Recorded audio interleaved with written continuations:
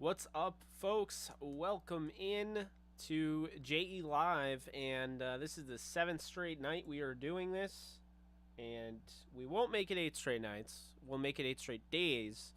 I'm going to be doing it a little bit earlier tomorrow, so if anyone is interested in JE Live, be sure to check that out. Sorry, by the way, I did turn down my microphone. It is hot as hell in this house, in this basement, and just in general. It's hot. I'm not complaining. I just need a fan. So if you can hear that light, fan going on, I'm sorry. I need it or I'm going to die. But welcome in. Hope everyone is doing well and having a great Sunday. I'm definitely having a pretty solid Sunday. I'm not going to lie. I was able to see the Yankees win in walk-off fashion. I get to do this again. And we also had a pretty awesome, little podcast going on, live podcast. The Rams Edge podcast, talking a little bit about Montez Sweat and Robert Quinn. I thought it went well. So welcome in, folks. Again, if you're new here and you like the vibes, you're digging the vibes, be sure to hit the thumbs up like button. And on top of that, also hit that red subscribe button. Big red subscribe button. You can also click the bell icon. You'll never miss another video that I post. Whether, you want that or not, but some people don't want to miss anything. Some people do. I don't know. What's up, Rams fan? How we doing? What's up, Jawson? Rams fan 08. Hey, Jake, it could be a me problem, but I saw that you've scheduled streams for the future, but the algorithm pushed the stream scheduled for Tuesday and Wednesday, and it never showed the one for today. That is no bueno. I'll look into that. Maybe I just won't post. I won't schedule that far out. But I guess just kind of experimenting with that. That's kind of annoying, though. I'm sorry that happened to you. But I appreciate you bringing that to my attention. What's up, Joseph? How we doing? Let's go, Avalanche. I mean, yeah, I kind of want them to win, to be honest with you. I don't want to see the Lightning win again. Rams did trophy tour in Mexico. There were a great amount of Rams fans in Mexico. That's awesome. That's great, Julio. Yeah, I wonder. I mean, I know they had Nick Scott go to Australia, but I wonder if they would bring the trophy out there now that they have, what is it? I don't even know what it's really called, but basically now that they can advertise their team and push their team and promote their team in Australia. Fred, how we doing? What's up? Yeah, guys, so I mean, pretty much, the usual with this show. As long as there's not really a ton of content to do, and I mean, there's really just not a lot going on. As far as news, if you were to go on ESPN.com right now, I mean, the main headline is going to be the Stanley Cup final, which I'm not watching at the moment. I'm sorry for those that are into it. I very much like hockey, but I can't really get into the Stanley Cup final. All I know is that the Avalanche are up 3-2, right? 8 ejected after Wild Mariners and Angels brawl. Any Angels fans in here? I did not see that. That sounds crazy. Jesse Winker, I think, was the pitcher. I saw a batter. I saw that earlier today. Let's see. Rebels win first men's college World Series. Wow. So Ole Miss beat Oklahoma to win the college World Series. That's interesting. I didn't know that. I'm just going through the news. Let's see. Women's PGA. We got Yankees end historic hitless drought and walk-off win. That was nuts. They get no hit yesterday. They get no hit for the first however many innings. 5 today? And they end up walking off 6-3. Love it. I really don't like the Astros. I'm sure we kind of share that resentment towards them because I know a lot of you are Dodgers fans, and yeah, I mean, we all know the Astros cheated. It's not anything new. Ronald Acuna can't put pressure on Foot after foul ball. That's not good. I know right now that the Braves are playing the Dodgers. It's 1-0 on ESPN, actually, top 7th. And it's in Atlanta, so that's interesting. But, yeah, like I said, there's just really not a lot going on. The NFL, I mean, the number one story on ESPN for the NFL, Raekwon McMillan, revamped linebacker group among keys to Patriots season. That's the number one thing. Sources, Watson's NFL hearing begins Tuesday. There's just not a lot going on. I mean, you really think about it. Got DeMario Davis got a 1-year extension. So that's why I've just been rolling with the punches here. Whatever you guys throw at me, that's how we'll do the show. And then we find, what's going on. What's up, Brandon? How's it going? Julio, I hope the Yankees beat Astros in playoffs because I'm getting tired of them. Oh my God, you and me and everyone that's not an Astros fan. They're incredibly annoying. I can't stand them, to be honest with you. Trade value for Quinn. It's tough, right? Because when you look at Robert Quinn, and he's coming off a hell of a season, this past year. I believe it was around 19 sacks. I'll get you the actual number. But he's coming off a hell of a season, right? Like, no doubt about it. No strings attached. Maybe the best season of his career. One of the best seasons of his career.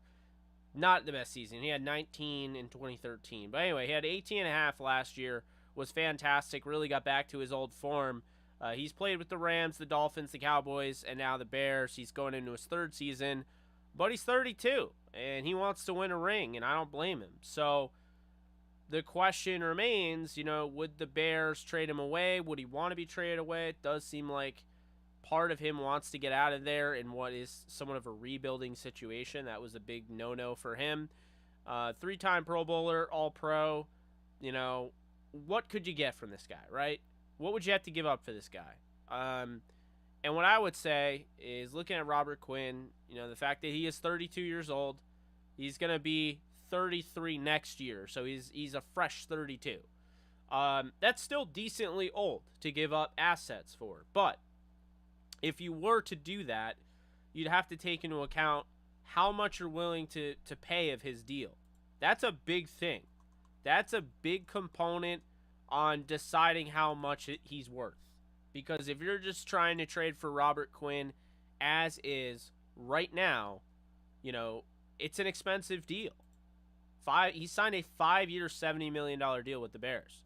That's $14 million per year. So right now, his cap hit is in the $17 million range. Next year's $18. The year after that, $17. There's a potential out that has already really passed.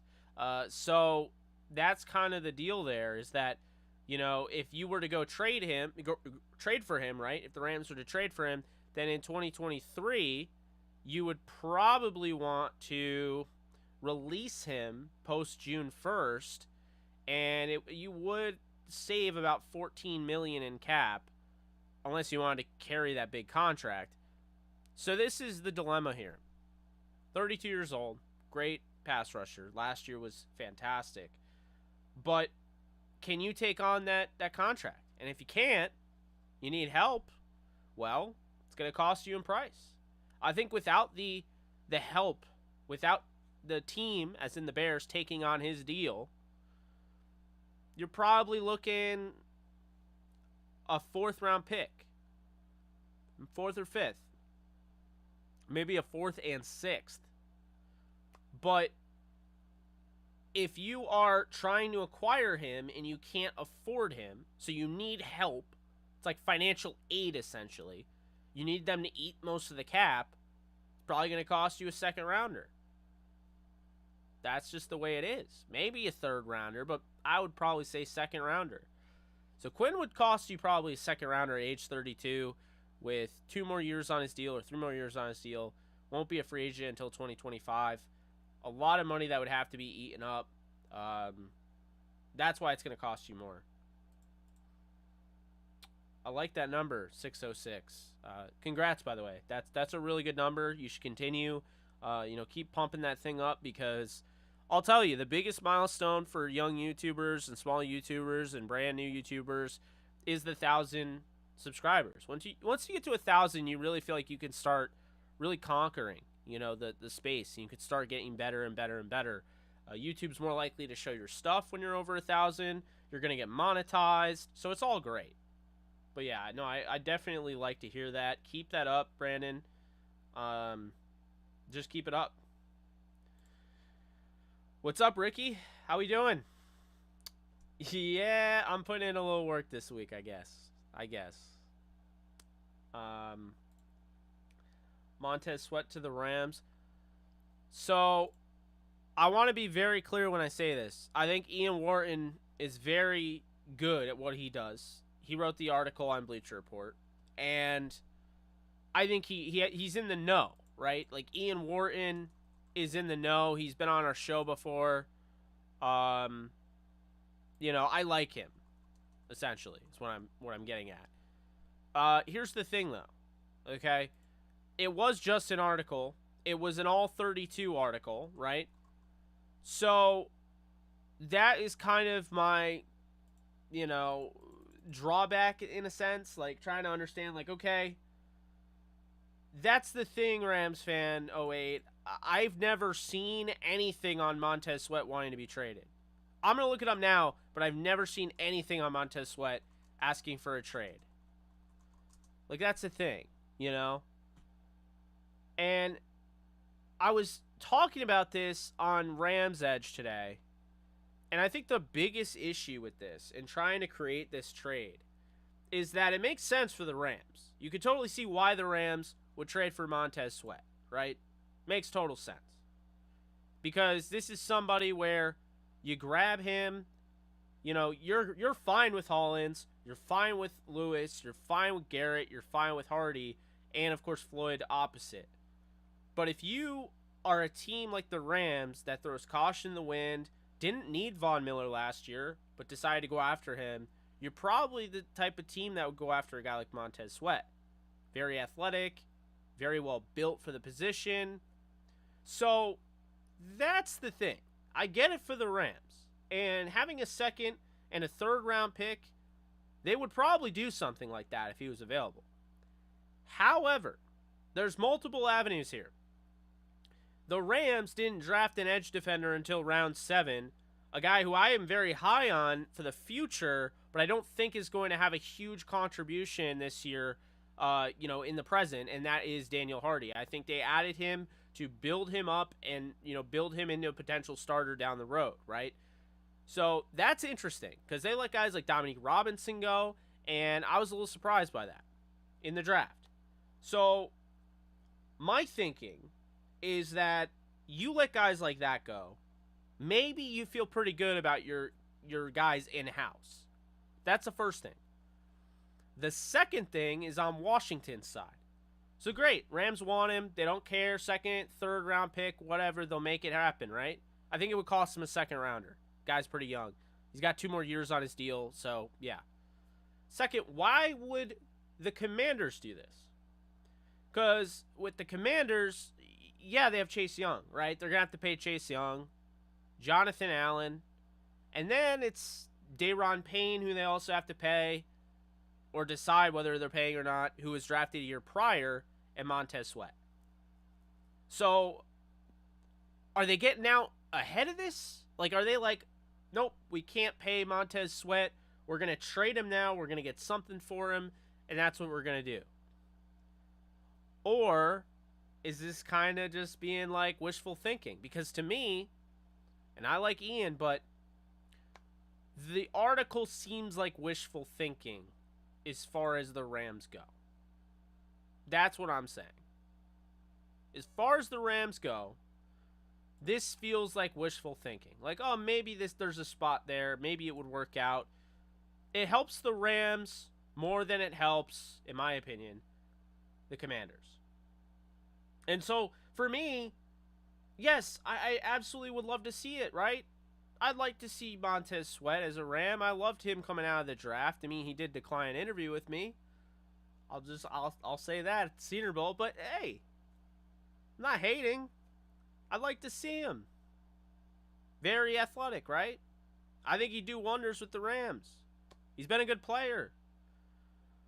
But it has to make sense for both sides. And I think far too often, and we do this in fantasy football, whether you want to admit it or not, far too often, there's always that one group of person or group of people.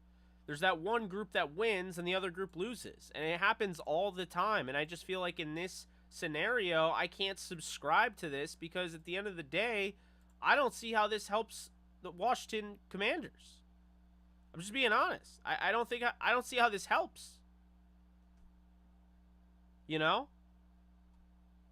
But 3 months ago, there was an article on Fansided, take that however you will, 3 free agent edge rusher targets if Commanders trade Montez Sweat.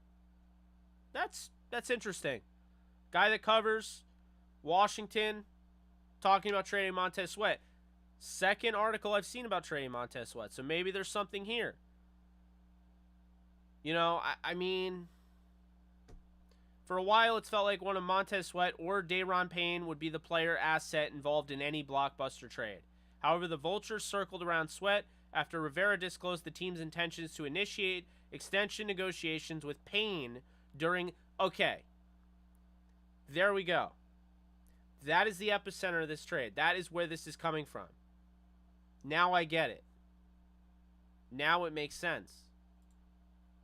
Do you know what it is? All right, that makes sense. So Ron Rivera kind of showed his hand and said that, look, we're trying to make a negotiation with Payne. We're trying to come to terms with Daron Payne. And so I think a lot of people are speculating because they did that, they could be moving on from Montez Sweat. Okay. All right. I think it's fair. I think it's a little bit of a not drastic, but a little bit of a reach. But again, makes sense for the Rams. If Washington's trying to get out in front of the whole thing, they trade him, they get a second rounder from the Rams. All right. I don't love it. I don't love it for Washington trying to make it, fair. I just don't, but I'll give you a little bit of a push there. All right, I get it. I understand it. It's okay. So, that's my thoughts on Sweat. At the end of the day, when you look at the Rams, do they need him? No. Does Montez Sweat need to go to the Rams? No. I mean, does Washington need to trade him right now? No. But he's a name to keep in mind because Washington's cap space could be a problem. Maybe not tomorrow, but down the road. What happens when you draft all those defensive linemen? Do you know how expensive that position is? You know how much you're going to have to pay Chase Young? Yeah, they're probably thinking, Montez Sweat's probably not likely. They're right. Pass rushers are expensive. So, yeah, I think, again, in conclusion, I think the Rams make sense. I don't see how it makes a ton of sense for Washington, but again, we went through it. I can almost see it a little bit, but I'm going to, if I was going to put my gavel down as a judge, the verdict is this is a Madden trade. This is a Madden trade. This is a fantasy mock trade. I don't see this being a real trade. Like, if the Rams gave up a second rounder for Montez Sweat, I wouldn't be surprised if Washington accepted it. But the concept of Washington shopping him and to try to trade him to the Rams, who just won the Super Bowl, that I don't put too much stock into. So those are my thoughts on that. Great question because, it all comes, if you're new here and, you missed the earlier part, it basically, in a nutshell, all comes down to the fact that Ron Rivera, basically told everyone they're trying to get a deal done with Payne. And so people are speculating that since they're trying to get a deal done with Payne, they've chosen him over Montez Sweat to keep. It's a little early, right? He's still got 2 years left on his deal. Wouldn't be a rental. He's not as, valuable as, to trade, I think, right now, as he would be if it was an expiring deal. But that's just me. I heard that Thor Love and Thunder is only 1 hour and 59 minutes. Yeah, I don't worry too much about the run times. I mean, I'll be honest, Eternals was super long, and it felt super long. It was too long, so... No, but I get it. Some people are a little worried. I think it's going to be great. I'm hearing it's great, so I'm looking forward to it.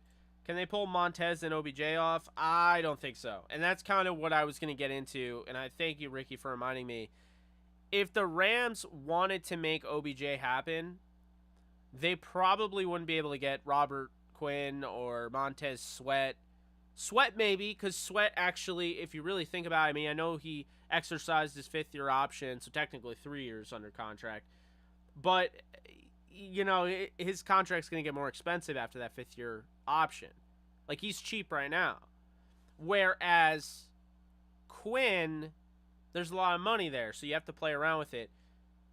You know, the positive side of this, when you really think about it, and this is being optimistic towards something that people don't want to hear, but the day Aaron Donald retires, if it's still, regardless of that, right? The day his contract ends and he just retires, he doesn't even have to retire during the contract.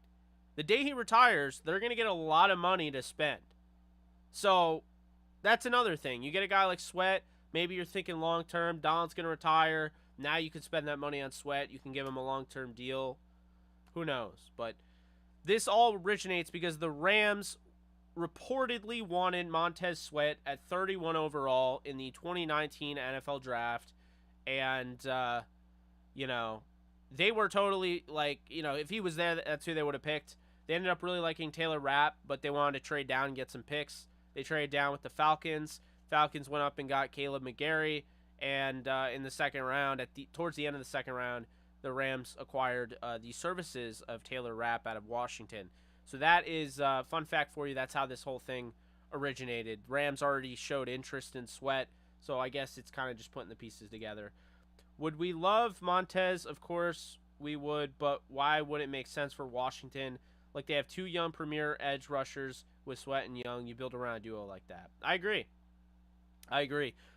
It's sad, but you choose Sweat over Daron Payne, and you sign Allen, and you sign Young, and then you use that other defensive line spot as a rotation. So you keep drafting and finding the right guys there, and that's how you do it, in my opinion. I mean, but it is one of those things where it's like you got to be careful. If you pay everyone, you're not gonna get, you're gonna get diminishing returns essentially. So it's just it's one of those things you gotta be careful who you pay. It's unfortunate, and honestly, it's my biggest issue with the salary cap is I think it kind of does a good job of screwing you out of being good at drafting, I guess. But I also get it, so don't take that too out of the way. But here's the thing, okay? Also, and this is why I don't love this Sweat trade for Washington. And I'm almost not buying Daron Payne news. Because Washington drafted Phidarian Mathis in the 2nd round. This guy will be starting. Why would they let a defensive end go when this guy can literally take over Daron Payne? That doesn't even make sense. I'm willing to bet it's a smokescreen and they probably don't even bring Payne back. And this is what happens when you speculate. So that's actually what I'm going to say. Yeah. I'm going to say this trade wouldn't happen at all because they got Phidarian Mathis in the draft. Now that I think about it, that's Payne's replacement. You wouldn't get a defensive tackle in the 2nd round to not be a starter because you have Jonathan Allen, you have Payne, and then you have Chase Young on the outside, and then on top of it, you have Montez Sweat. They didn't go out and get an edge defender. No, they got an interior defensive lineman. Payne's gone, I think. Payne's most likely out. His contract is coming up quicker than Sweat. Yeah. That's what I'll say. I think they drafted Mathis to replace him. Honestly, wouldn't be surprised they get an edge rusher, but not who we expect. Like last year at deadline, who the heck would have thought Von Miller would be traded? There weren't even rumors about him, too. Yeah, that was nuts. Very happy about it, but that was nuts. Well, if it's Montez Sweat, he's probably going to be more than a rental because you're getting a guy who's, 25, 26 years old. A lot of room to grow, a lot of potential. Whereas if it's Quinn, you're probably trying to find a way to get out of that deal the next year. Realistically, can Robert Quinn be more likely to get traded to the Rams instead of Sweat? But crazier thing have happened, and never doubt less, I'm the wizard with the cap space need. Good point. All right. Plus, I think he's worth more than a first-round pick, especially as late as we're projected to pick. So we give up a little bit. We give up a bit, then we can pay him after, and that he's on the last year of the rookie contract. Yeah, and he does have the 5th-year option exercise. So that's also another interesting dynamic here. What's up, Nolan? How we doing?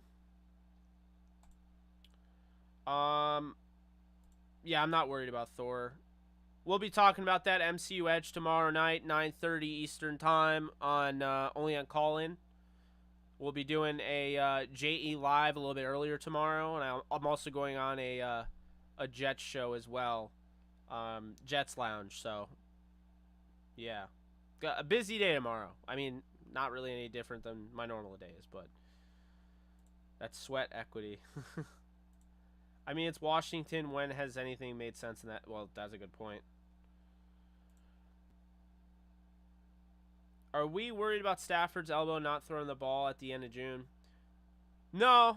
I think, I mean, I remember this, and this is a good question, Cole, because I remember when Stafford was dealing with, it was like a wrist or a thumb or whatever, and, he was on a plane, and someone took a picture of him, and he had a brace, and everyone went insane. Like, they're like, oh my God, he had a brace on. Like, are the Rams getting damaged goods? And sure enough, we know the story on that. So I just think, he's got his process. I wouldn't worry too much about it. Yeah, exactly. They did, but I needed it because, well, there's not a lot of content to report on, so I'll probably clip that and call that my Josh, or not my Josh Sweat. I really like Josh Sweat on the Eagles, but no, the Montez Sweat video that everyone's asking for. I'll probably just clip that and make that the video. Yeah, absolutely. Hollins was playing well before he got hurt. Yeah, that's the thing. And I'll talk about this. I talked about this on, Rams Edge today. And, it's funny the way we perceive Justin Hollins. The way he's perceived because of the way the Rams acquired him, right? You think about it. Justin Hollins is a 5th-round pick out of Oregon. Big-time program. He blew up the combine. He ran a 4.5 40. He comes in at 6'5", 240 pounds. And people act like this guy is a 6-foot situational pass rusher that can't stop the run, doesn't have versatility. And just because he's not the sexy big name, he's not respected. I don't know why. I think it's because he was claimed. But hear me out when I say this. Do you know who drafted him? Do you know where he originates? He comes from Denver. Denver, of course, as you guys know, had Vic Fangio. Vic Fangio is literally the creator of this defense. This system that they're running is a form of a Fangio type of scheme, a Fangio type of system. And so, think about this, okay? Just think about it for a sec. If you're sitting there and saying the Rams need to move on from Hollins, they need to get a real starter, are you just jumping the gun a little bit? He was playing very well last year. He's shown up in big-time situations. He got hurt. That's what happened. He was on his way to a Pro Bowl season last year. He was huge against Tampa. He doesn't get enough credit. And I think this is what happens when, you're a team like the Rams. You can snap your finger and you have a Jalen Ramsey. You can snap your finger and you have Matthew Stafford. Snap your finger and, we just drafted Cam Akers, that guy that you watched at Florida State that had no offensive line whatsoever. I know Nolan can definitely speak for that because he's an FSU fan. And so, on top of that, like Nolan's bringing up here, getting Hollins was Brandon Staley's suggestion. He coached him. He was the linebackers coach.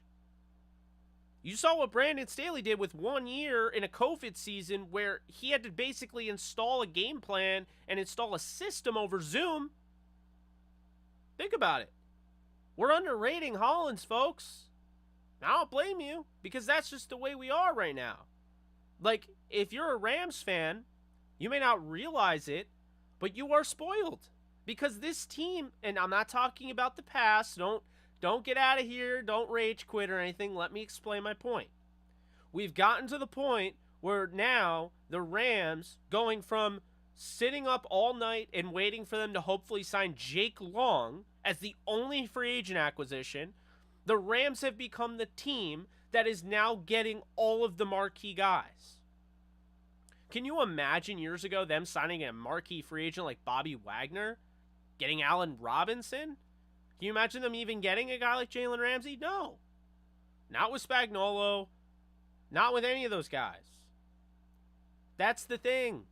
So because of that, because you have Stafford at your quarterback, you have Cam Akers at running back, you have Cooper Kupp, you have Allen Robinson, Van Jefferson, Tyler Higbee, you got a good offensive line, you got Aaron freaking Donald, you got Ashawn Robinson, Greg Gaines, Ernest Jones, Bobby Wagner, Jalen Ramsey. You go out and you get Troy Hill, right? Because of all of that, it's now become replace. It's become he's not good enough.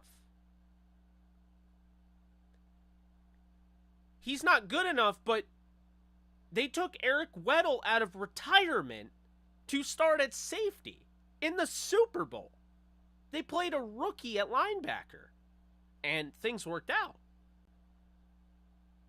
Well, Jake, Hollins didn't play a lot last year. I know. He got hurt, and then they went out and got one of the best pass rushers to ever play the game, and Von Miller. When the hell was he going to get on the field? Think about that. When was he going to see the field when Von Miller got there? Are we being a little too hard on Justin Hollins? I think we are. I'm not saying you should feel good about what they, like, look, I'm not going to preach here and act like, you know, I'm your father. Like, yeah, I see in the comments. But I'm just saying, all right? The talk is edge.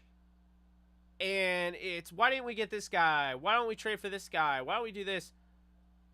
But let's be honest here. Week 1 against the Bills, Justin Hollins is going to set the edge. He's also, let's just start off right now. He's going to start for the Rams at edge. So he's going to start. He's going to set the edge. He's going to stop the run. And on top of it, he's going to use his athleticism, which people just ignore because, I don't know, they just do. And he's going to have his best season yet because he's going to get an opportunity to start. As long as he stays healthy, man, he's going to have a really good season. I don't know why we act like it's such a shock either. I mean, look at Nick Scott finally got a shot, and now he's like a fan favorite overnight. And Justin Hollins was already playing and showing you what he could do, and then he got hurt. I like Robert Quinn. I got his jersey somewhere in this house. I like Montez Sweat. I wanted him in the draft for a while. But just to, like, assume that, like, yeah, Justin Hollins isn't worth it, whatever, we should trade, I don't know, man. We got to give the guy his due. And Justin Hollins has been exactly what you would want from a guy that was literally waived on cut day. It was brought in, played immediately. He's exactly what the Rams needed. And they got a huge player out of him, a 5th rounder that was literally waived from his team. He's young. Maybe you don't bring him back after his contract's up. That's fine.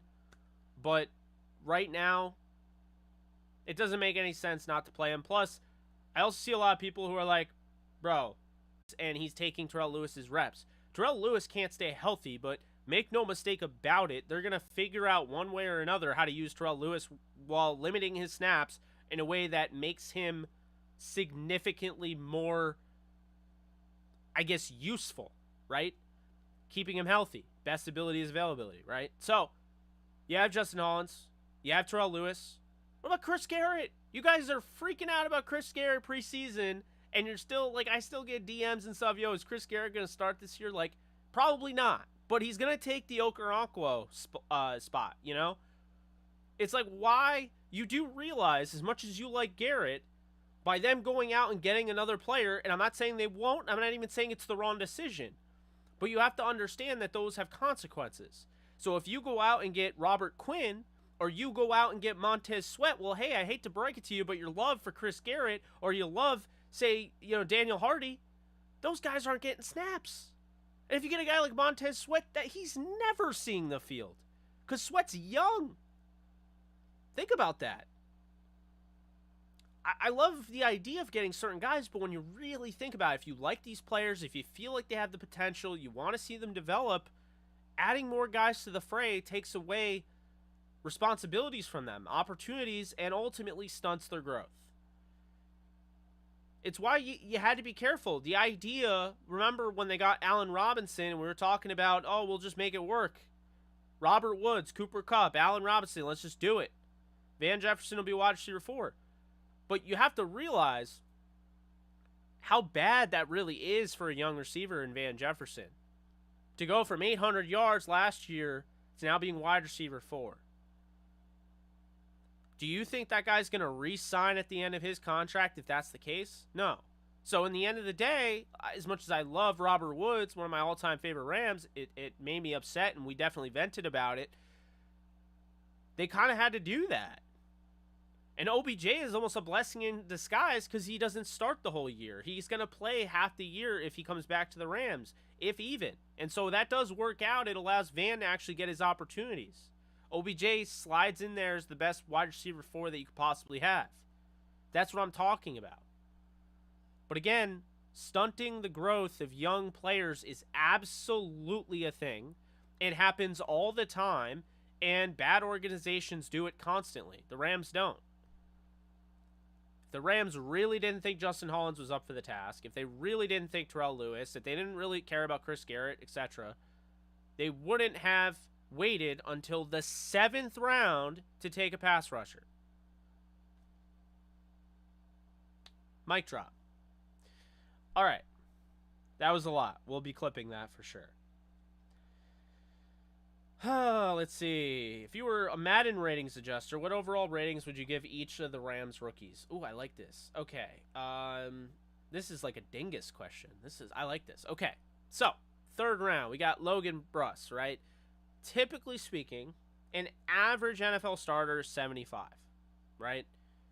Now, since I have not seen him start, and I do think there could be a little bit of a learning curve, I think he's plug and play, but I don't think he's going to be average right away. I think he might take a few games. So, I'm going to say he's 73. I think that's fine. It's not bad. 3rd round talent, 73 overall. You can actually, like, to me, 70 is like the line. If your starter's below a 70, no. But 73, you can develop that. He could be an 80 by the end of the year. That's a good improvement. Jacoby Durant, I think, is better. I think Jacoby Durant is a 76. I think he's a little bit above average right now. I think he's got incredible potential. I think you could be seeing this guy around an 86 in 2 years. But I'm going to put him at a 76. Kyren Williams, because of his pass protecting ability, really he just does everything extremely well. I think Kyren Williams is also going to be around a 70. I'll give him a 75 because I got, I'm thinking if I had Cam Akers, I'm putting him at probably like an 80, 85, and I'm putting Darrell Henderson at like an 85 as well. I think they're kind of similar in their own different ways. So I would say 75 for Kyren Williams. This is the interesting one, right? I understand they look at 6th round picks, they instantly say 60s. But I would say with Quentin Lake, in my opinion, would be, I'd probably say a 72, right? Maybe a 71. Because 70 is like I think Quentin Lake could start if he had to. I don't think he's that much different than Jordan Fuller. Then you have Darion Kendrick. Kendrick, I don't think is a starter. I think you're probably looking at a 68, 69 maybe. He's got good potential. But that's probably where I would have him there. Maybe a 70. I'll go with the 70 with Darion Kendrick. Russ East, I'll go with the 68. Arcuri, I'll go with the 67. Hardy, I'll go with the 69. Hardy, I'll go with the 70. No, I'll go with the 69 for Daniel Hardy. And Jake Hummel, this will surprise you, I'll go with a 73. I think Jake Hummel is more ready than most of the guys that they drafted. So, that's my thoughts on the draft class as a whole. Madden. Love that, by the way. What's up, Hilltop?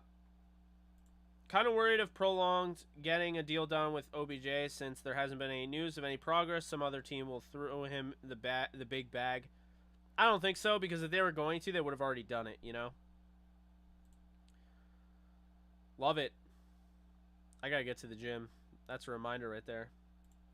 Okay, I think you're right. Rams are probably just playing it smart. I know Stafford played through a number of issues last year. I just hope our O-line can step up and protect him. I'm with you there. Absolutely with you there. Big spoiled, especially the new fans. It's wild. Nobody wanted to play for Fisher. It's really different now. Absolutely. Absolutely. I don't mean to offend anybody, but I'm going to be real, you know? Don't be spoiled. I'm sorry, Father Jake, for being spoiled. Well, you know, one thing that, let's see. Don't worry, Jake. Every Los Angeles sports fan thinks like that. It does seem like that. Akers was the entire offense for the Knowles, breaking Dalvin Cook's record behind a lackluster O-line. This is, and Nolan, you can confirm, this is after Jimbo Fisher. So, like, they're not even getting the recruits in. Like, the offensive line isn't nearly as talented. Yeah. So, Cam Akers, big deal.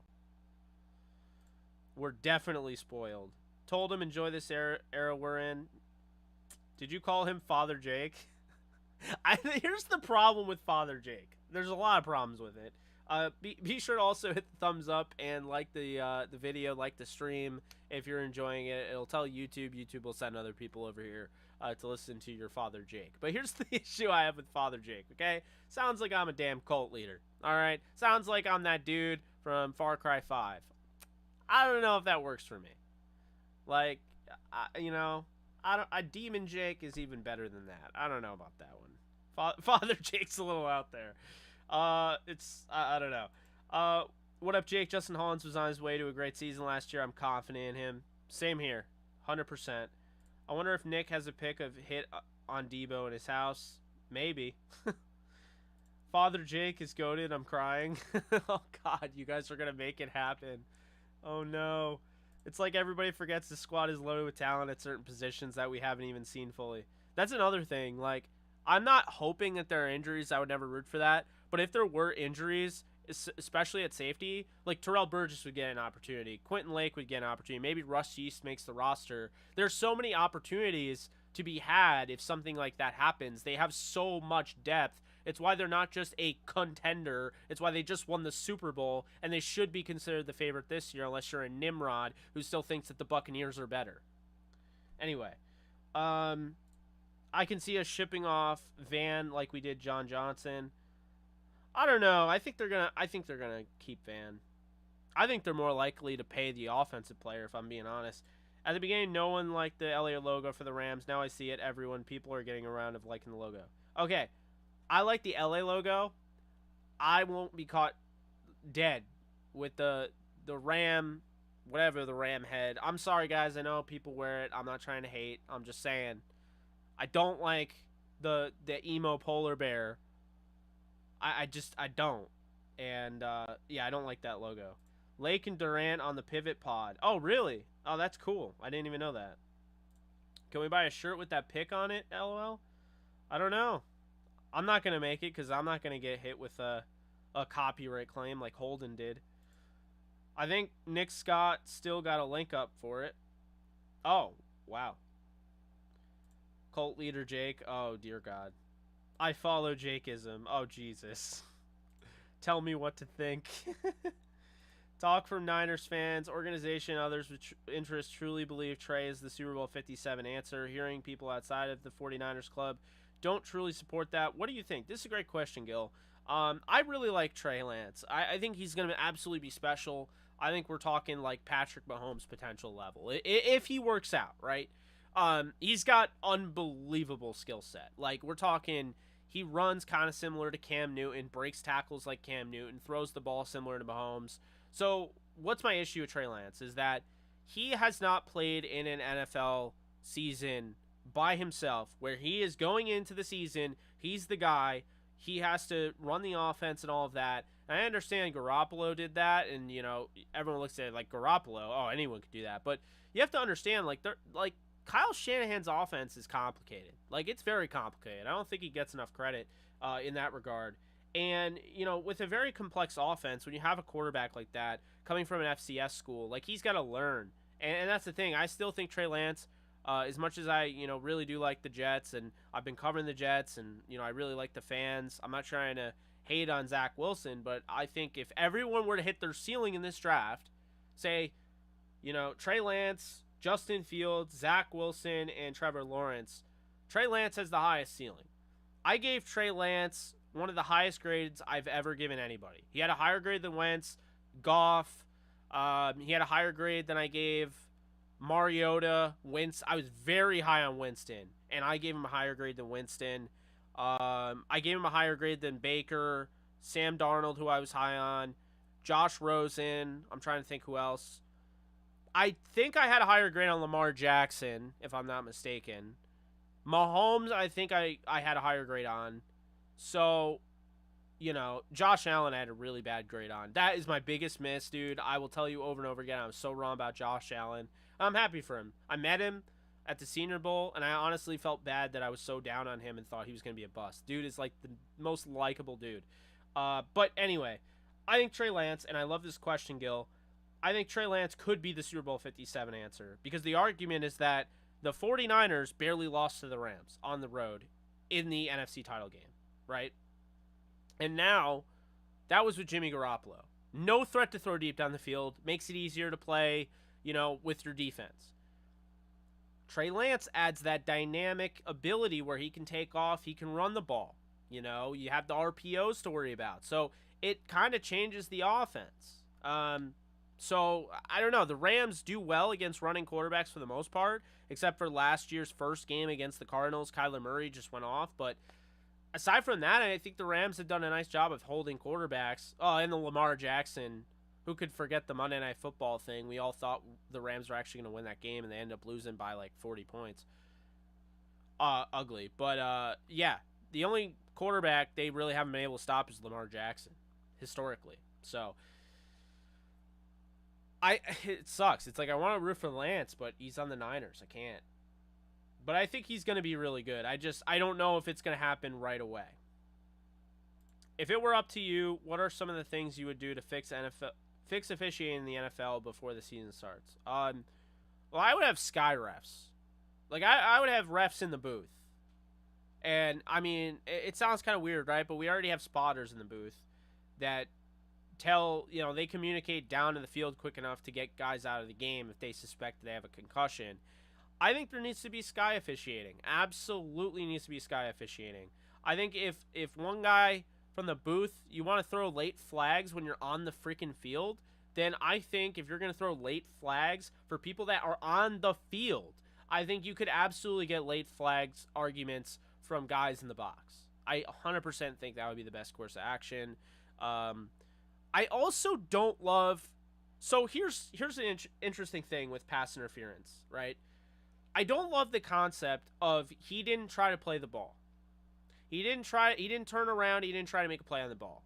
Because some guys, honestly, are that freaking good at that technique that they've been taught their whole life, and now you're going to tell them they have to play a different way? No. Because, I'm sorry, if a guy doesn't turn around, it doesn't freaking matter. If he plays it the right way and doesn't interfere with the pass in a way that is cheating, then I don't see the issue. What I mean by this is when they're trying to play and they're watching the arm. So they're watching the receiver's arm. They got it all focused. They're watching. They're just looking. And they get their arm up and they block it, right? It's not face guarding. It's just they block it or they hit the ball right when it hits the... Like, that is good technique. They shouldn't be penalized for that. I hate when they just throw a flag. Oh, he didn't get his head turned around. Doesn't matter. That is another form of coverage. If you're not interfering, it shouldn't be called a flag just because you don't like the way it was done. That's one of my biggest pet peeves with pass interference calls. It's like the corners can't even play the game anymore.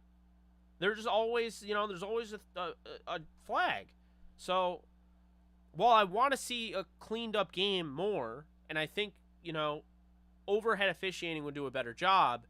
I'm not just saying only overhead. I'm saying on top of having guys on the field. I think there really does have to be overhead officiating. I think there does have to be an overhaul to the pass interference rules. And I think it's important. I think the game has to be cleaned up. Now, I will say this. The automatic ban when you hit a ref, I think, is absolutely unfair. If you remember when William Hayes was trying to plead his case and put his hands up like this, and he knocked a ref's hat off, he got literally kicked out of the game for that. That's ridiculous. It has to be within reason. And I've noticed that refs don't always call it. So if a guy comes over and shoves a ref, yeah, kick him out of the game. If a guy is he's animated, he's upset, you just blew a call that's going to like potentially lose the game, and so he puts his hands up, and the ref behind, he knocks his hat off. No, he shouldn't be kicked out of the game for that. So that has to be cleaned up because the officials are making too much, of a deal about themselves. So I have an issue with that. So I think there are definitely multiple things that the NFL needs to do when it comes to officiating. I think the pass interference rule needs to be overhauled. I think the touchback rule, I hate it. If you fumble out of the back of the end zone, I don't see how the team is going to get the ball as a touchback. In my opinion, the ball should be placed at the 20 for the team that, so say you're at the 1 yard line, right? And you fumble in the back of the end zone. You retain possession because the defense didn't recover the ball. So you retain possession, but you go back to the 20. And I'm not saying your own 20. I'm saying you go back to the 20 in the red zone. That's how I would do that. I've seen, obviously the Rams lost a game that way, so I don't like that. There's a lot of different rules that can be adjusted. And there's probably stuff that I'm not even thinking of. And I don't know. I think also, to a degree, and I know I just said that, late flags and all of that, to a degree, there needs to be a timer on how long you can wait before you throw a flag. If a guy's celebrating a touchdown, the graphic doesn't even have the flag. You haven't even thrown the flag. They're getting ready to line up for a field goal almost, and you throw the flag for, a late one. You're like, oh, well, we just realized actually it was a... No. Too late. Now you move on to the next play. That's ridiculous, I think you should be able to challenge any flag, because, hey, it's your funeral, right? It's your challenge. If you miss it, that's your problem. If you want to challenge something stupid, that's on you. I don't think, you can't challenge pass interference. Why not? You should be able to challenge any call, period. You get 2 challenges per half. You should be able to challenge any call. And if you win a challenge, then you get your 3rd challenge. So you get your challenge back, essentially. But I just don't agree with a lot of what they do. So that's what I'll say about that. Exactly, Cam went off with Coach Taggart. Matt Ryan was good in year 2 with Kyle Shanahan. He was. What's up, homie? Been lurking the whole stream, by the way. Appreciate you, Jake. The ice cream was good. I had vanilla and lemon vanilla ice cream, which I didn't think would be good, and that good, and it was actually really good. He did. He really did become an afterthought. 2019 Rams lost year. Yeah, pretty much. Ooh, Monday Night Football PTSD. Yeah, that was bad. That makes you quickly forget the 54-51 affair between the Rams and Kansas City Chiefs. Monday Night Football was awesome for one moment, and then the Ravens game happened.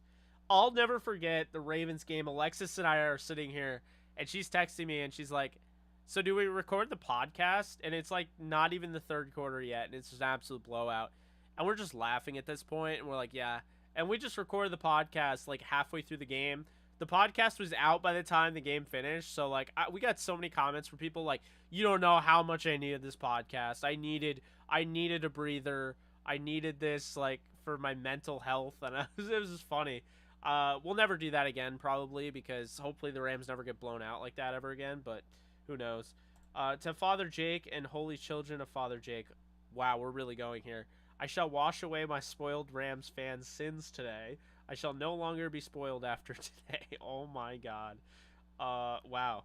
All right, then. What do you think Liam Cohen will add to our offense? McVay is the play caller, but do you think Cohen will try to add any wrinkles to the offense? I do. I think that's why they brought him in.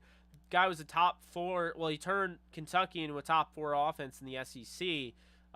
using that passing attack and mainly using a guy by the name of Wan'Dale Robinson who went to the Giants in the second round this year.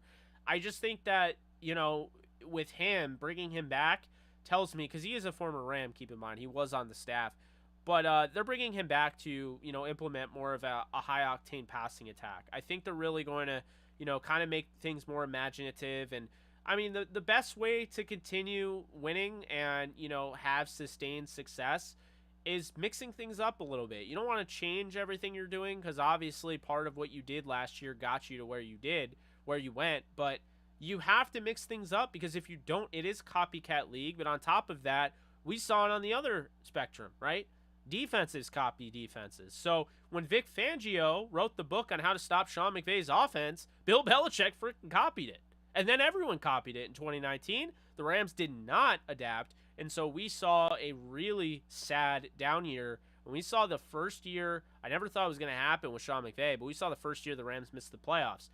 I won't get into the fact that, of course, they decided to announce the 7-team playoff structure the next year. They would have been in that structure. But, of course, the last year of the 7-team playoff structure, the Rams, when they would have needed it, didn't get it. So I'm still bitter about that, but I've moved on, obviously, since they won the Super Bowl. Get rid of that asinine taunting rule. That's another thing. Why are we penalizing taunting? These are grown men. If your feelings are hurt, go and stop them next time. I don't know what to tell you. Oh, I'm sorry to hear that. Yeah, I love Lamar, but that game I would have had my patience tested there. Yeah. They got blown out by the Cowboys. I could not believe that. I'm like, they're better than the Cowboys. How are they down by this much? What role will Tutu Atwell play in the Rams offense this season? Yeah, so I think, Atwell's going to be looking at a gadget role where, could be utilized as the number 4 receiver until OBJ comes back, assuming they sign him. But I also think he's going to be utilized in the backfield. And so I'm excited for that. I'm excited to see him utilized in the backfield. Hopefully they do it. I know Sean McVay toyed with the idea of having more 21 personnel, which, of course, if you don't know, I think I've explained this before, but if you don't know, basically the personnel grouping, the first digit of the number of personnel, so 11 personnel is 1 back and 1 tight end, right? So that's how you do it. So 21 personnel would be 2 backs, 1 tight end, essentially. So anytime you have a 20-something personnel, it means you're going to have 2 running backs in the backfield. Like, if you have 12 personnel, that means 2 tight ends, 1 running back. So always remember that. 3, when you have a 13 personnel, which the Rams did use against the Ravens and used to get Sony Michel going, that's when you bring in, typically speaking, you can have 3 tight ends. But typically speaking, you're going to bring in, it's kind of like the Hulk set, the Hulk formation, where you bring in a 6th offensive lineman. So they did that last year and had success doing it. Not everybody does it, and it doesn't happen all the time because, everything you do in the NFL, every scheme you do, everything can be beaten. And so that's the big thing there. But to explain, I do think Tutu Atwell, because of that, could have a role in the backfield. I didn't even finish that game. LOL, I checked out at halftime. Yeah, it was bad. 2019 will forever be the year Goff shat himself every game. Yeah, that was bad. Does the NFL need to reevaluate the way they discipline players, the length, as well as depending on what was done? 100%. Tom Brady got 4 games for knowing about deflated footballs, having general knowledge of the whole Deflategate. Meanwhile, Greg Hardy, who beat the literal shit out of his girlfriend, Nicole Holder, only got the same amount pretty much, and he was back. Like, does everyone remember that? Greg Hardy? Like, how long was Greg Hardy suspended? It was 4 games, right? Like, I'm pretty sure it was a 4-game suspension. Eventually it became a ban, but I think he got suspended 10 games. But, I mean, no, it was reduced to 4 games. It was literally, he was suspended 10 games. It was reduced to the same amount of games that Tom Brady got for having general knowledge about the Deflategate. I mean, look, I'm not a Tom Brady homer, so understand this when I say that's absolutely ridiculous. I mean, ridiculous. So, yes, they absolutely need to overhaul that whole thing. The length is ridiculous. Honestly, I think here's the thing.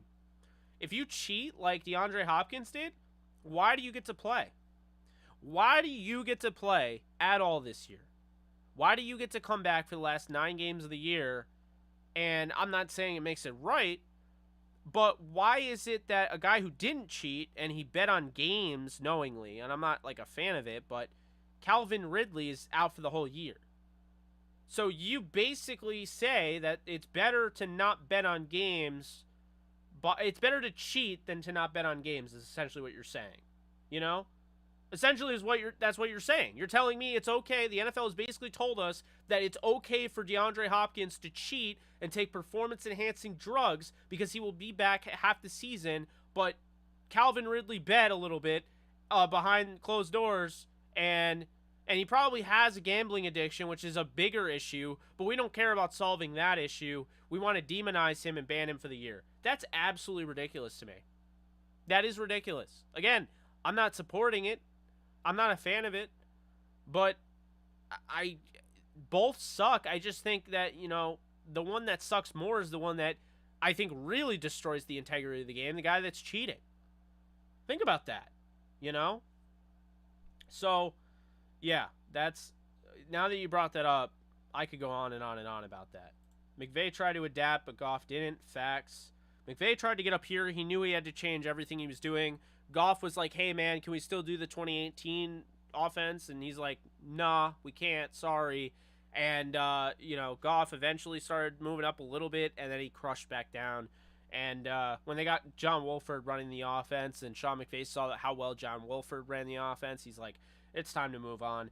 Can't see how the 49ers can go far as long as they have Yorks, Lynch, and Shanahan. I know they won't let go Shanahan because he'll do better elsewhere in the NFL. I mean, the 49ers have done a damn good job lately. You know, they've been in a Super Bowl. You know, they went to the NFC title game last year. I mean, I'm not going to... I don't like the organization, but, I mean, you got to give them credit. I don't like Jed York. I think he's a whiny kid, but, you know, who basically inherited the team. But I don't know. I don't think necessarily that the 49ers, like, they deserve credit. And Shanahan definitely deserves credit. That same Ravens game, I got dumped just to add more salt to the big-ass wound the Rams left on me. You poor thing, Rusty. You poor thing. Jesus. What's up, Amber? How's it going? Greg Hardy is absolute trash. You're absolutely right. Jake, you're on a roll. I try, Brian. I try. How many people would be elevated to the Hall of Fame with back-to-back Super Bowl victories? I mean... depending on their success, I mean, like, if we're talking about, like, Matthew Stafford, I think he might be a first ballot Hall of Famer if he leads. Like, the whole argument was, Matthew Stafford doesn't win playoff games. And then people on this side were like, yeah, but, like, he hasn't been on a good team. And then all of a sudden he goes on a good team. They're like, now he's won 2 straight Super Bowls. Do you realize that will end all of the debate about Matthew Stafford? I want it to happen so bad. I know I'm spoiled. Again, we talked about how we're all spoiled. But the idea of Matthew Stafford winning another Super Bowl, literally not knowing what it's like to not get to the final, like the end of the road, and be on top, be at the mountaintop, essentially. Like, not knowing what it's like to be like that with another team would be hilarious to me. And honestly, if I'm Matthew Stafford, like, I'd continue playing if I, you know, continue winning. So, I don't know. It's one of those things, man. Dude, remember that when that ref purposely hip-checked Cassius Marsh and then threw the flag on him? That dude needed to be indefinitely suspended for crap like that. Yeah, absolutely. I thought that was complete garbage. And I watched the whole thing, and I'm like, yo, I'm not like a diehard Cassius Marsh fan, but, I mean, come on. That was BS. I give McVay points for bringing in that Fangio scheme to adapt. Yes, exactly.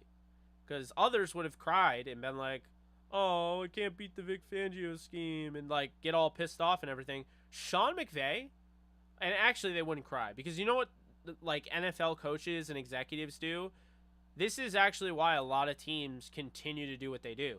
They don't change, because they're stubborn, and it's my way or the highway, and I'm the NFL talent, I'm the NFL evaluator, not you. So, McVay showed responsibility, he showed accountability, taking initiative and action, and actually went ahead and was like, you know what, this hurts, it does, but I want to win. And so he's like, if you can't beat him, join him. And so he's like, you know what, I'm going to take your young protege, I'm going to take your best coach, and I'm going to have him teach everybody your defense, and we're never going to lose to that again. And it worked. Who's the most underrated coach on the Jets coaching staff that could eventually be a head coach down the road? It's got to be Mike LaFleur. I mean, he's probably the most talked about, but, like, I don't know. Looking at the Jets coaching staff, I'd probably say Mike LaFleur. Solid has built a nice coaching staff. I mean, there are definitely some guys here. LaFleur, Ulbrich is solid. Boyer, the special teams coordinator. I think if there's one guy to keep in mind, just because of the youth there, is in my opinion anyway, the wide receivers coach Miles Austin. You'll remember him as the wide receiver for Dallas Cowboys. Miles Austin is a guy that I would probably keep an eye on. Ricky Manning is a defensive assistant. If he gets promoted, he could be interesting. Leon Washington, same, yeah, he played for the Jets. You know who he is. He's the special teams assistant right now. I could see him taking over for Boyer down the road. So, I mean, there are definitely some options that, they have here. And, I think if you're looking at it, like, I'd probably go, I like Miles Austin, honestly. He's already a wide receivers coach. Would probably go with Michael LaFleur over anybody, but Miles Austin would be my next guy there. He has 8 years of NFL experience. Rob Calabrese, I mean, 3 years, quarterback coach. Like, we'll see how Zach Wilson develops, because if he develops, he's going to have a really good reputation, really good rapport and everything. Taylor Embry, the running backs coach, we'll see. We saw some good things out of Michael Carter last year. Taylor Embry really takes off, maybe. So they got a lot of really good young coaches. I mean, the Rams do too. But I definitely like the Jets coaching staff. They got some good ones. Speaking of Wolford, will Perkins unseat him for the number 2 role? I really like Perkins. I don't think so. And I think he could. But I feel like they just like where they're at with Wolford right now. They're not going to press it. I think they're just going to have Perkins work in preseason and see what happens. Probably get a camp body to throw. But, yeah, they like Perkins. They'll continue to try to develop him. Ravens game was nail in the coffin for Wade Phillips, pretty much. Alex Rawlins NFL has a great breakdown of Week 8 Dolphins loss video where he breaks down how NFL caught on to Jared Goff and McVay's system. You're right, Jake. Jared just couldn't elevate. Yeah, exactly. And he's 100% right. It was actually that game. Funny enough, you say that. That game is when the glass shattered.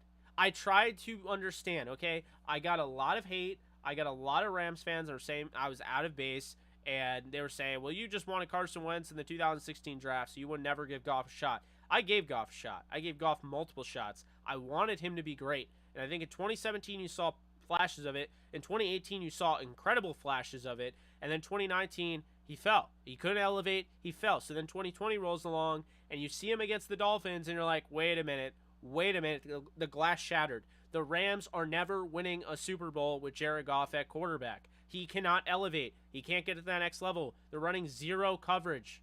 They are cover zero. That's what it is. Cover zero. They're just sending the house. They're like, you know what? Let's just make him have to make throws. Dude, like, Jared was not testing down the field anymore. It's why Brandon Cooks got let go, like basically traded, because he was a paperweight. He's like a $16 million paperweight. This guy's great. He can stretch the field. Goff wouldn't throw down the field. So it got to that point where you're like, all right, we're just not going to go anywhere, Jared Goff. We got to move on. And it's unfortunate. You wanted him. Jared Goff's very likable. Like, I met him, very likable guy. He just couldn't get to where he needed to go. And that was a big issue. Talking heads would be in shambles. Oh, my God, they would. Was such a huge fan of Goff, too. Been seeing myself. He had a high ceiling. Had a ceiling with limits. Shake my head. Yeah. Jeff Fisher was stubborn. Did not adapt. Facts. McVay really said bring in the Wolf to win a playoff game, LOL. Yeah, he did. Took balls, too, because McVay had to let Wade Phillips go, bring in Staley, and that was hard for sure. Absolutely. 100%. Collinsworth used to love Miles Austin. Not as much as, my God. Troy Aikman loved Miles Austin. Troy Aikman, every time a Dallas Cowboys game comes up on his schedule, like, he wants to literally announce every Dallas Cowboys game. How long have you been a Rams fan? Since I can remember. So I'm just going to say 4. But, I mean, I've been a Rams fan my whole life, essentially. Miles Austin survived dating a Kardashian. Dude is a warrior. That's funny. If you could relocate one team to a new city, which team would that be and why? Okay, I was going to say Jaguars, but I have family that like the Jaguars and live in Jacksonville, so I'm not going to do that. So I would probably just say This is interesting. This is a very interesting question. All right, let's go through it. So NFC West, I'd keep everybody the way they are. NFC East, I'd keep everybody where they are. NFC North, keep everybody where they are. NFC South, I would keep everyone where they are. Okay. Then the AFC, we got AFC East. Nope. AFC North. Maybe the Browns. Maybe the Browns. What is it? AFC South. Yeah, it'd have to be the Jaguars. I'm gonna say it. I'm sorry. I'm sorry to my family over in Jacksonville if they're watching this, and they do watch this. So hopefully we're still cool. But I would probably send Jacksonville to St. Louis. I'd send I'd send the Jaguars to St. Louis. St. Louis, or I would send them to. I don't know. I think St. Louis, or I would send them to. Where would be a good spot? I gotta look it up now.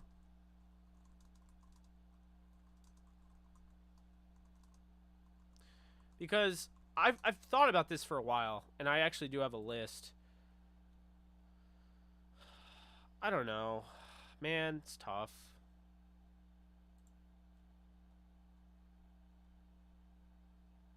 I wouldn't do Canada. I know there's people that would do Canada. I wouldn't do Canada. Wouldn't do Oakland. Wouldn't do London. Sorry. I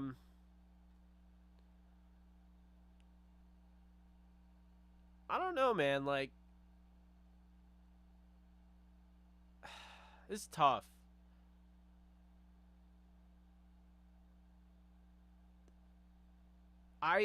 San Antonio keeps coming to mind. Sacramento keeps coming to mind. St. Louis, they're all starting with an S, but maybe Oklahoma City, San Diego.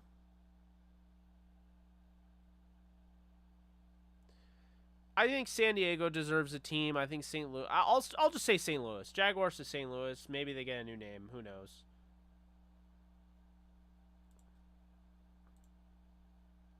Yeah, they were.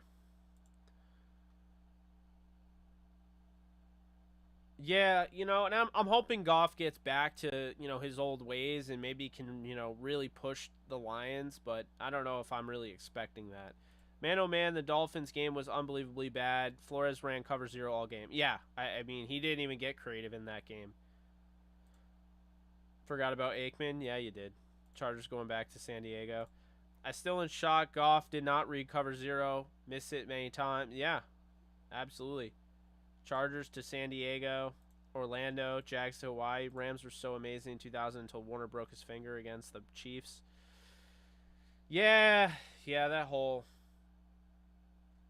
thing with the greatest show on turf. It's so upsetting, man. Like, hopefully this team has a long, prosperous road with Sean McVay, and they don't get screwed over. Because man, we got absolutely screwed over with the greatest show on turf. I like this. What was the one moment that instantly drew you into the Marvel Universe and became a fan? So, the first thing I think of when you say Marvel Universe is that one scene where Iron Man shoots the missile behind him, thing blows up and he's walking away. And I don't know, it's that scene, man. Like, Iron Man, the original Iron Man really got me into the MCU. I already loved Spider-Man from the PS1 games and the animated series, the 90s animated series, the comic books, all that. But yeah, since Spider-Man wasn't in the MCU yet, and he wasn't in for a long time, Iron Man. Yeah, that one scene in the first movie, just I can just see it, him walking away with the explosion. You know what I'm talking about. But good question.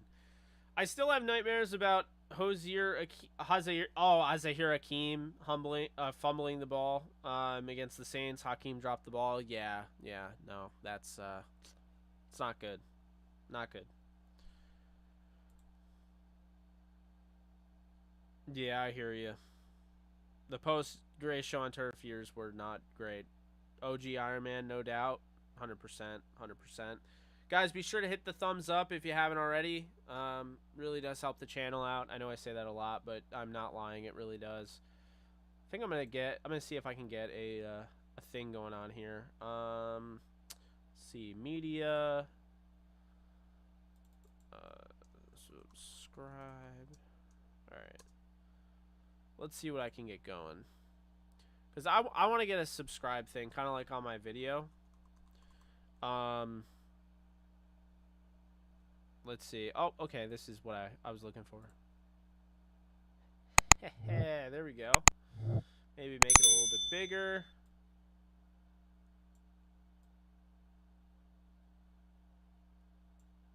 Yeah. I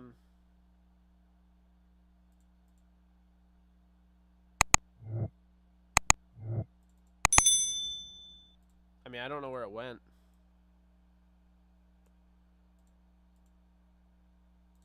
I guess I have to delete it because I screwed it up. But yeah, maybe I'll put that on a loop or something. I don't know.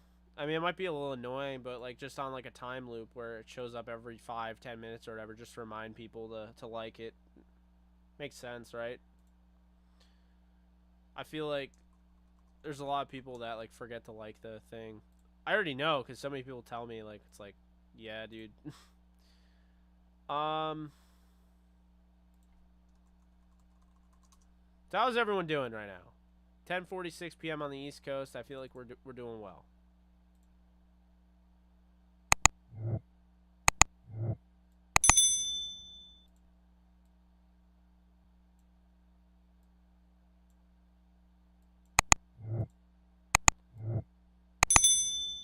There we go.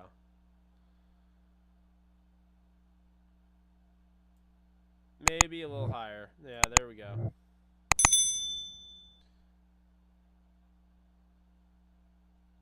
Oh, is it loud? I'm sorry.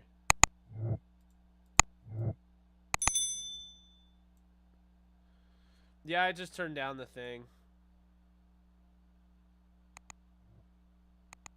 I'm going to turn it off, but like I'll just bring it up. It's easy for me to just do this, you know. So let's see here. What do we got? I think Martz had a big ego and wanted to prove that he could do it without Warner. I do too. At Jake, mine was Edward Norton's Hulk when Iron Man came to the bar and told the general how about to create a team, and his response was, "Who's we?" I remember that. If you had to choose one all-time Rams player with your life on the line, who would you choose to moss? Darrelle Revis? I mean, life on the line, and he's got a moss Darrelle Revis. All-time player? I'm choosing Torrey Holt. Big game would go up there, and yeah, I'm choosing Torrey Holt. So godly. Brick's got the like button. Akers better play well or gone. I'm not high on him at all. No blocking and fumbles. I mean, he's still a young running back, and in his second season, he did tear his Achilles tendon. We got to be a little understanding of that, but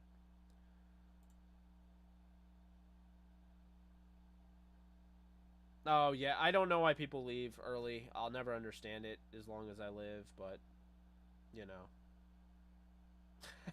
I guess to each their own, man. I don't know. I don't get it, but to each their own. Like I said, I don't know. I think what I'm gonna do is I'm gonna put a. I'm reminded. I'm gonna put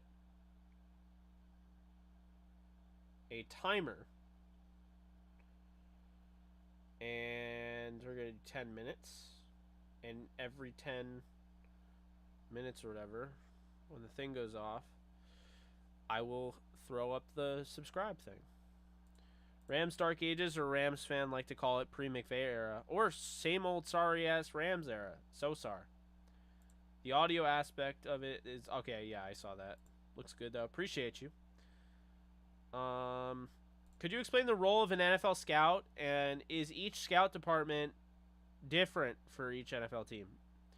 So honestly, the roles of an NFL scout are really, like, they're all different, right? Because the thing is, there are different types of scouts. There's the pro scouts. You know what pro scouts do? They go around and they scout players that are on other teams. They go to NFL games, they scout players on other teams. So they basically get that knowledge from the front office. The front office could be like, hey, man, like, say, like, I'm a pro scout, right? I'd be like, hey, Jake, like, we're really liking Montez Sweat here, Robert Quinn. You want to go and check out their game and let us know what you think? Like, see if they've lost a step, see if they're doing better. Like, what's going on, right? Like, we've seen on tape, but, like, we want you to see it in person. So they'll go and they'll report their findings, and that's a pro scout. Now, college scouting is different. College scouting is just college. There's no high school, so there's just college. And with college, it's broken up. Yes, you'll have your scouting director, and you'll have, like, different branches of people, but for the most part, the way it works, and I met a lot of different Ram scouts, the way it works is it's regional. So you have guys that are in the South, and so the southern part of the country, those guys focus on the southern games, Like, if you really think about it, like, that area, the SEC, they're going to go to all those games. Oh, I got to watch Georgia, or I got to watch Alabama, or I got to watch Tennessee, whatever. There you go. But the guy who's the scout in the West, like the Western region, he's going to Cal, he's going to Stanford, he's going to Washington, he's going to Oregon, he's going to UCLA, he's going to USC. Like, that is what he's doing. The Midwest, he's going to Oklahoma, he's going to Oklahoma State, Kansas State, Missouri. Like, that's how it works. So there's different areas and regions where these scouts are going, and that's how they break it up. And basically, they're just going to be like, hey, you know what? They're just going to be like, hey, we want to see this guy. So they give them, like, what their assignment is.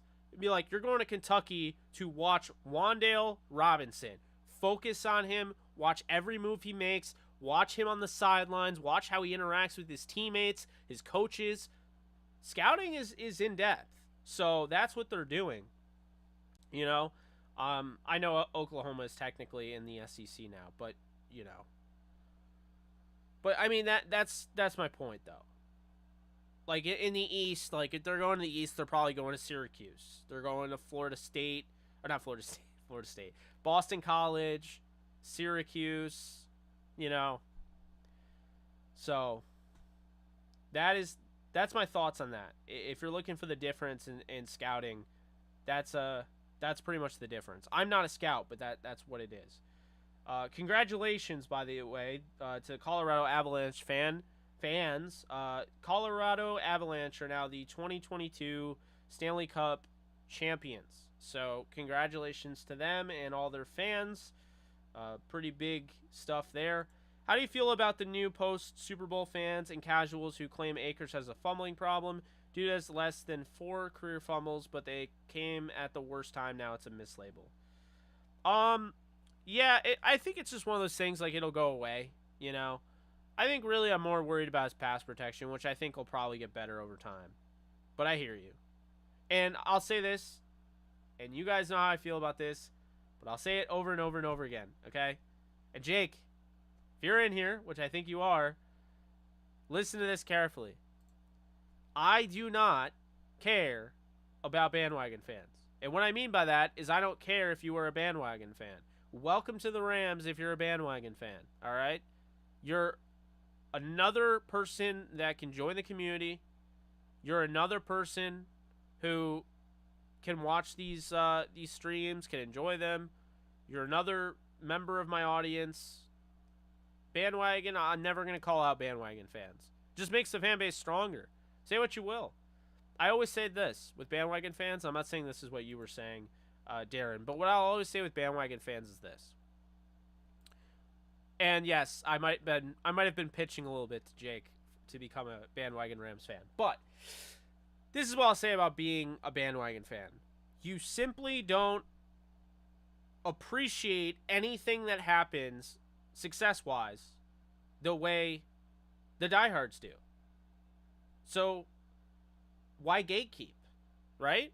Like, why bother gatekeeping that when in reality, I mean, it's not really that huge of a deal. Who cares? Okay, they're bandwagon fans. Like, who gives a rip? You know? Jump on the Rams bandwagon. The more the merrier. There's what, 1.1 million followers on Twitter for the Rams? I'd like to see that get to 2 million. As a matter of fact, let's look. I think the Steelers are the world-class organization in the NFL, right? I think the Steelers have maybe the biggest fan base. Where do the Steelers have on Twitter? 3.6 million followers. I want to see the Rams get there someday. I want to see the Rams get to 4 million. There's no reason why they can't. They just won the Super Bowl. They're in LA. Big market. They're in Australia now. Like, you know, promoting in Australia. Mexico. I mean, come on. You know? That's what I want to see. So, I'm all for it. And I'll continue to be all for it. That's what I'll say.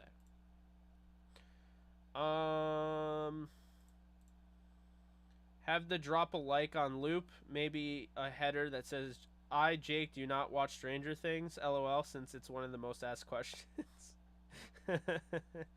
Rams fan, I would choose Henry Ellard. Interesting. Do you think Trey Mason would have a better career if they just stuck with him? Absolutely.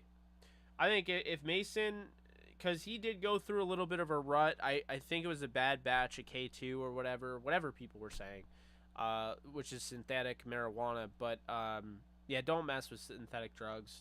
Made in a lab. You just don't know. That shit can be laced with anything. So just be careful. But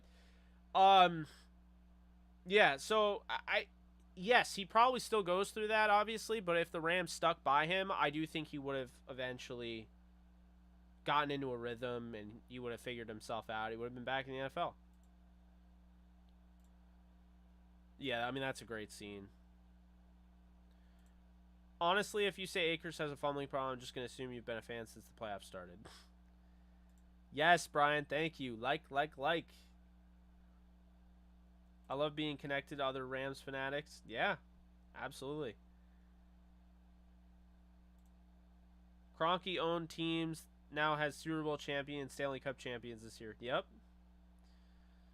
Same question as Daryl Revis. What an all-time Ram would you choose to trek through Ray Lewis? Probably Steven Jackson. When he has that full of steam, I don't know if I've ever seen anybody run with the power Steven Jackson runs with. Somewhere, yeah. Dick Vermeil hadn't retired, how many Super Bowls would we have? I guess it depends on how long Mike Martz is there, you know, and the injuries, like if Warner gets hurt or not. If Mike Martz and Dick Vermeil stuck together, the Rams could have won 5 Super Bowls. I believe that. Lawrence McCutcheon or Eric Dickerson, Rams fan. Global fans can jump on the Rams bandwagon. But yeah, absolutely. People are going to say we don't have fans anyways, so might as well hop on the bus and never look back. LOL. Real talk, don't do K2 people. Like, for real. Like, just don't screw with it. Just don't. I've heard stories. Just don't do it. SJ39 was a dog, 100%. I choose Brian Quick to Moss, Revis, LLJK, but maybe Denario. I don't know if his knees will hold up on the way down. Yeah, I love Denario, man. I'd give Denario Alexander my knees. Like, straight up. Love that guy. Would have been the next Randy Moss, man, if he stayed healthy. I don't care what anyone says. He proved it. When he went to the Chargers, Jeff Fisher cut him because he was a moron, and he went to the Chargers and blew up. Just proved it. Well, I would never change Cooper Kupp's position in the defense, but if you gun to my head, I had to. I'm assuming Cooper Kupp would probably be best as a corner, safety, somebody like that.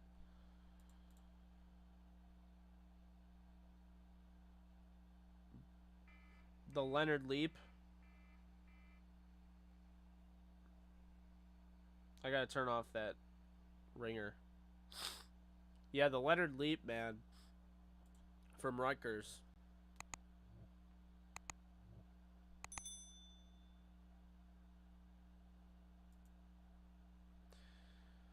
I got the Reverend Mossing whoever.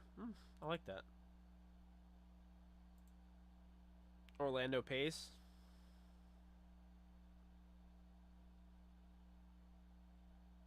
Safety.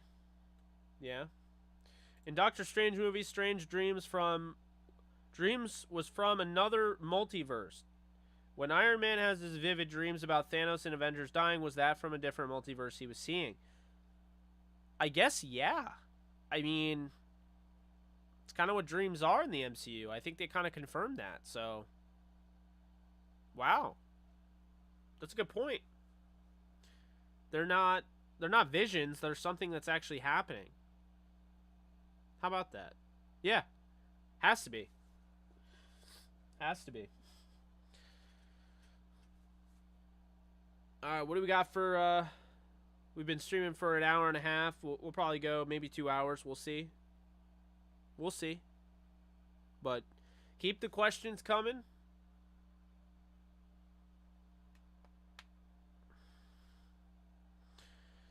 I feel like I'm ready for football season. I think you mentioned that the other day, Willie.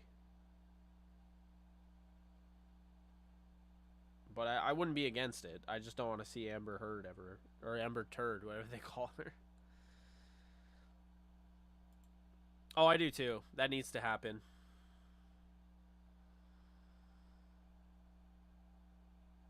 %, needs to happen.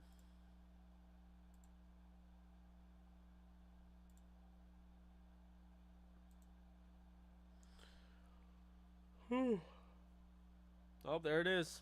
First yawn of the stream. Oh my god, dude. Red State. Yo, that just brought me back. That movie was freaky, man. That movie was freaky. John Goodman's in that, right? Oh my god, dude.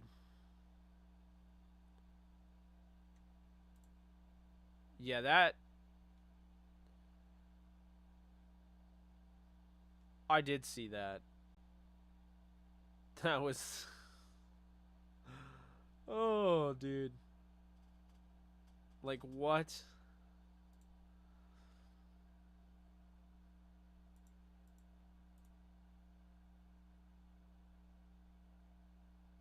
Yeah. No, I'm not Father... Stop it. I'm not a cult leader. Great. So now every time you see me, you think of Red State. Jeez. I actually just, I bought 4 of them today. I needed more. I needed to fill up. I think there'll be a 1 or a 2.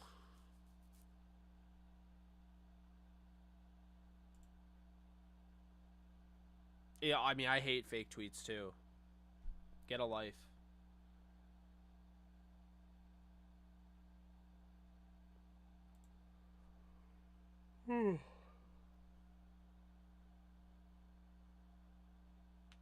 I gotta assume OBJ is the last move that they're gonna make. I hate you. Oh god. 80 in the Wildcat. Make it so. Make it so. Man.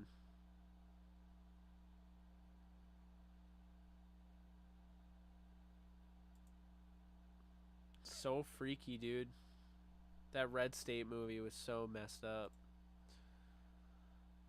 I'm almost like glad you watched it, but I'm almost glad like I'm almost not glad that you did. Like, I don't know. Like, it's just, I don't know, it's one of those things, man, like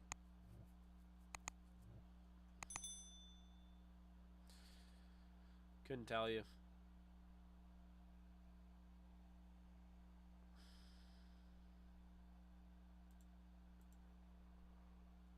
Yeah, I'm not really a fan.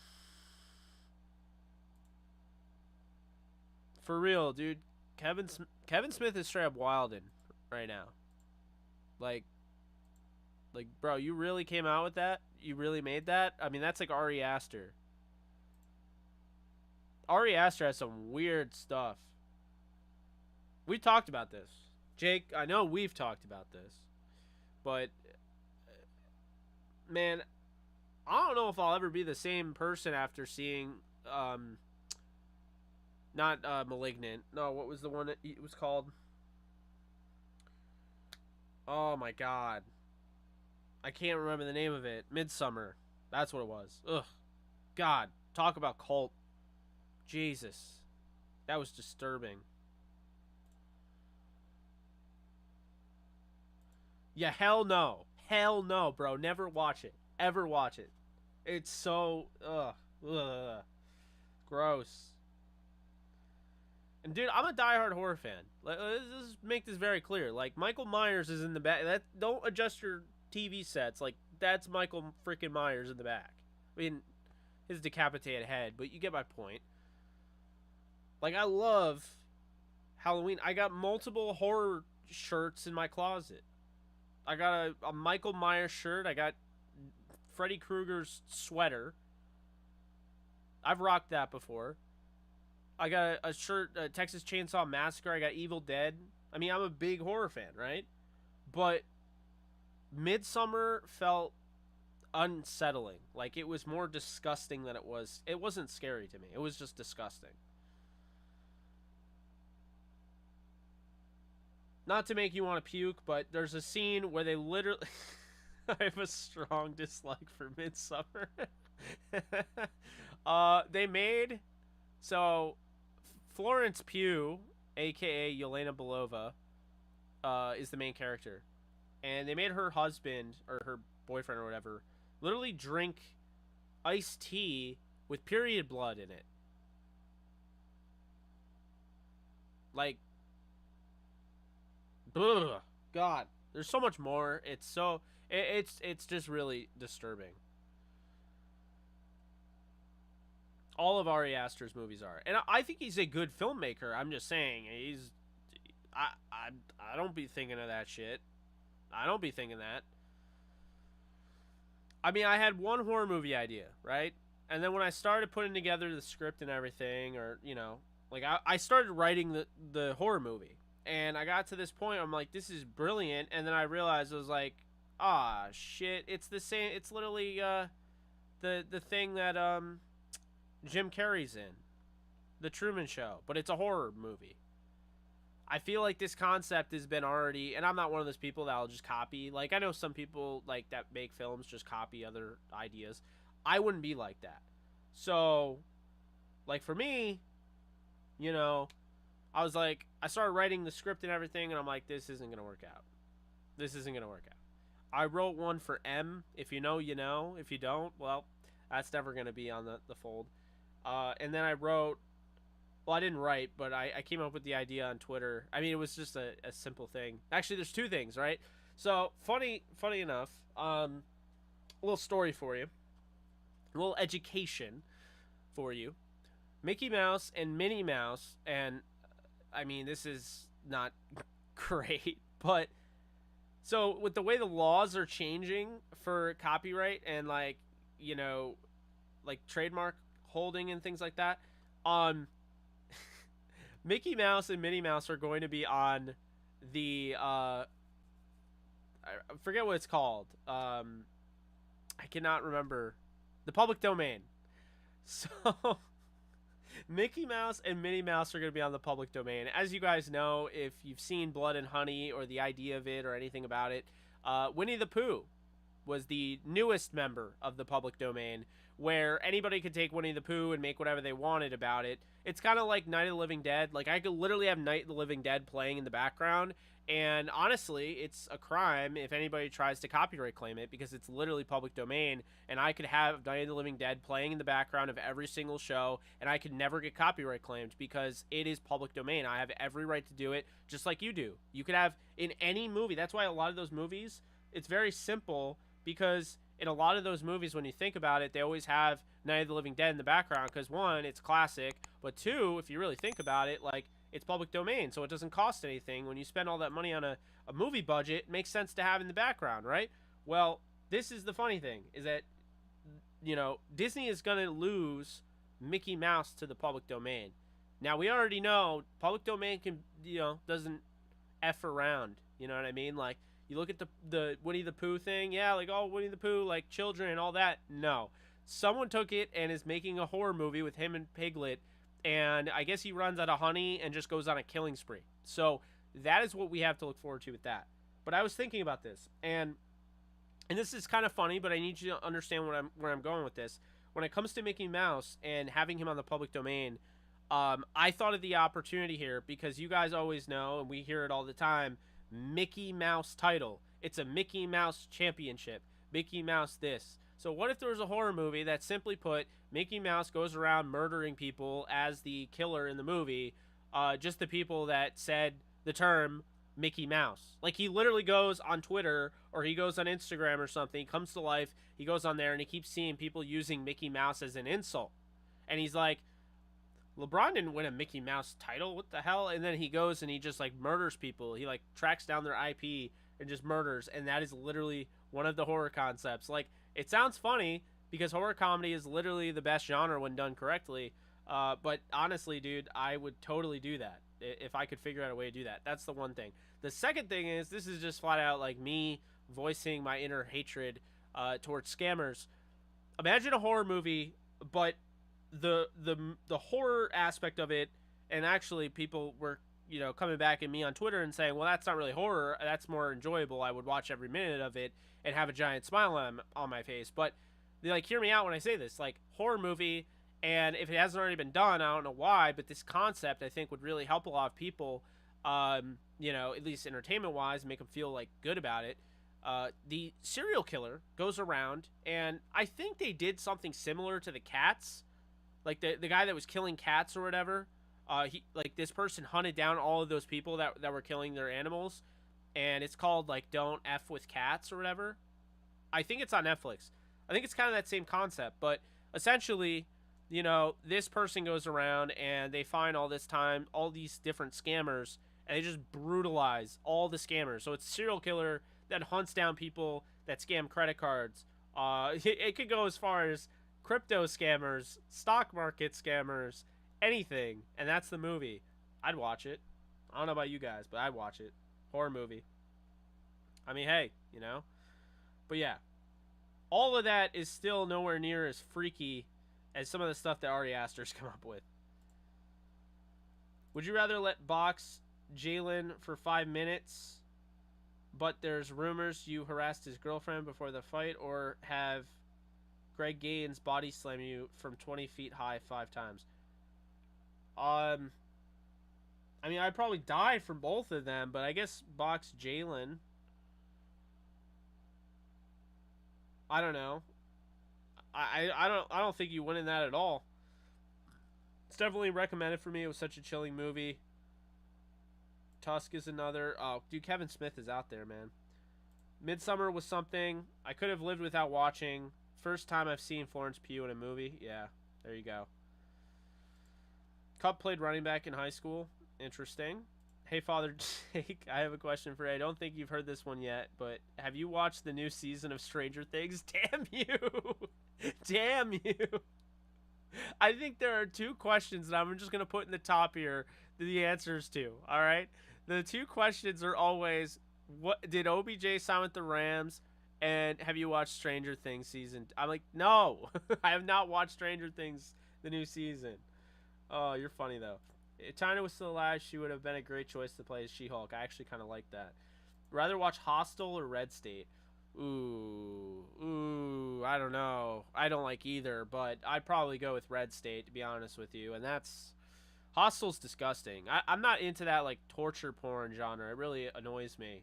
I mean, some people are in whatever. You're in whatever, right? It's all fake, but...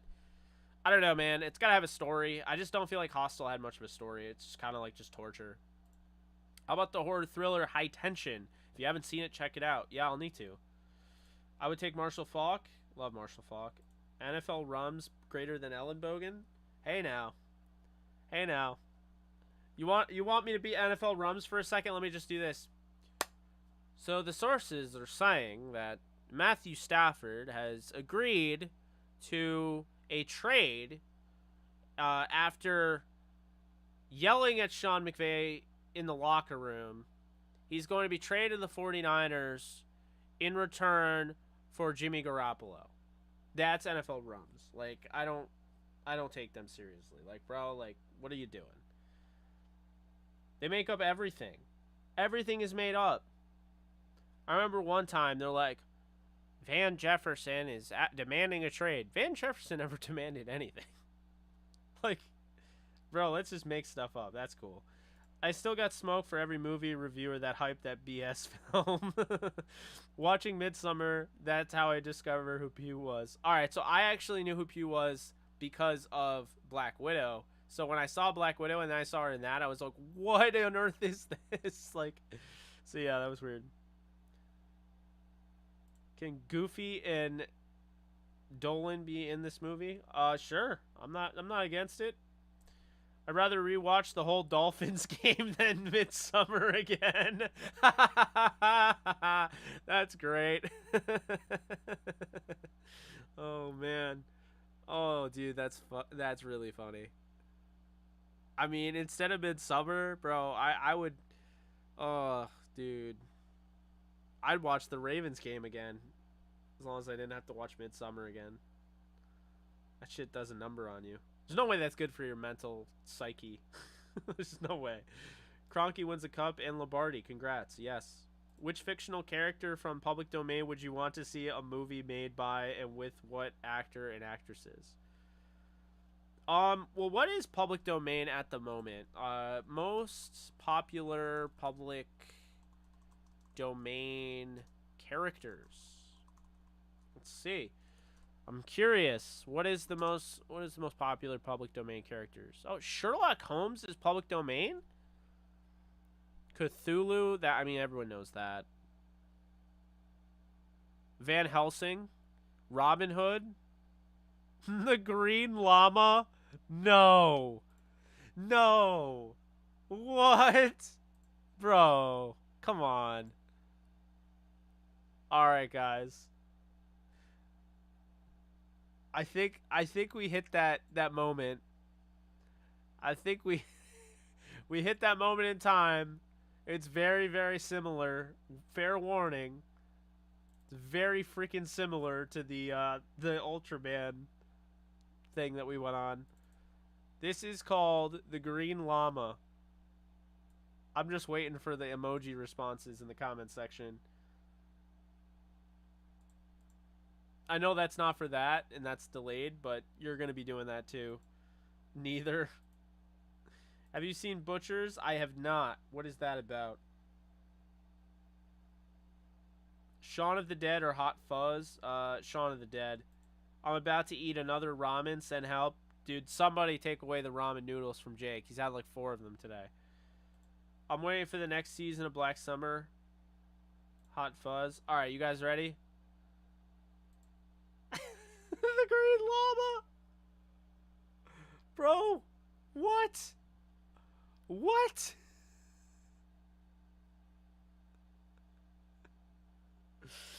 Oh man, I find the weirdest shit on the internet. I swear to God. Like when I'm live streaming and I'm just like, oh yeah, let me just look up like totally innocent. I mean, just look up totally innocent, like, oh yeah, what are the best characters? Keep in mind, I said best characters, most popular characters in public domain.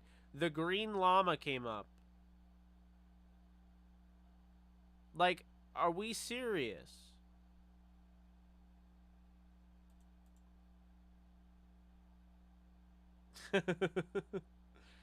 What the hell? I mean, I don't even know, dude. I hate it. I really don't like it. It's a 5 out of 5 on Audible.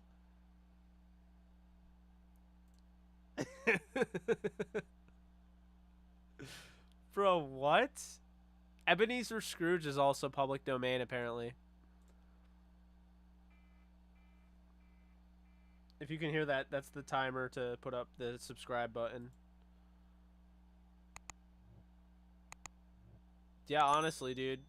Is the Green Llama coming to the MCU? Like, Dorothy, Sinbad apparently is public domain. The Tin Man, Scarecrow, Fire Hair. No. What?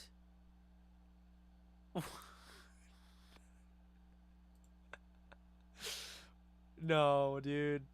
Just no, man.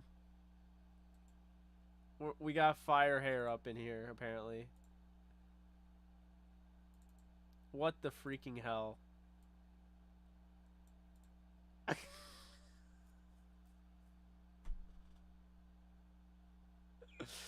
The blue alpaca. Oh, man. Oh, yeah, definitely. I mean, like, I was too, but apparently we didn't get that. Dude, like, come on. What is with these?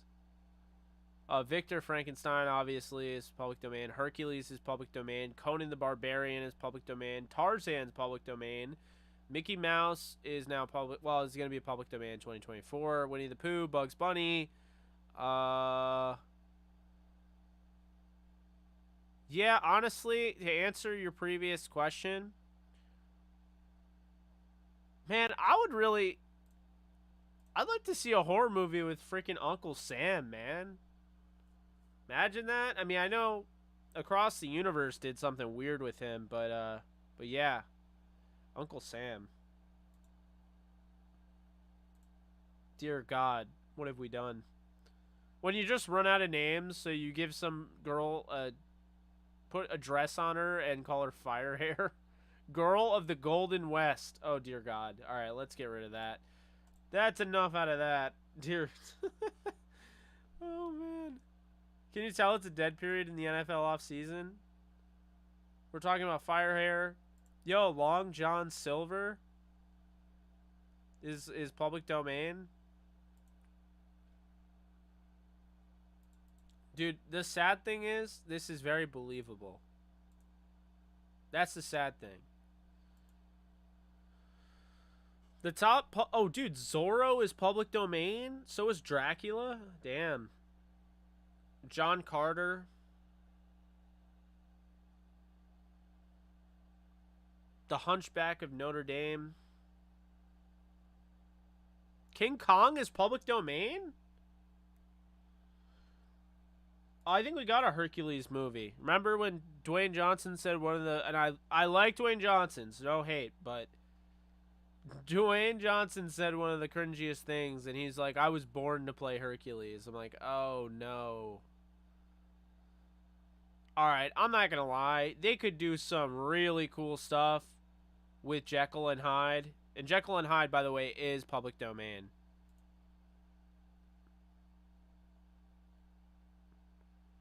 Wizard of Oz, Long John Silver, who apparently... Long John Silver is, like, actually a character, like, fights people. I didn't know that. Wow. That's, interesting. Mad Hatter, we already knew.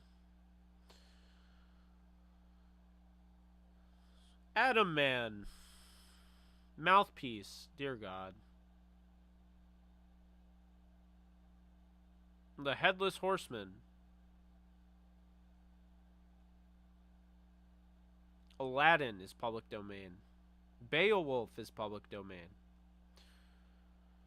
Cyclone. The Green Giant. Huckleberry Finn. Moon Girl. The Loch Ness Monster.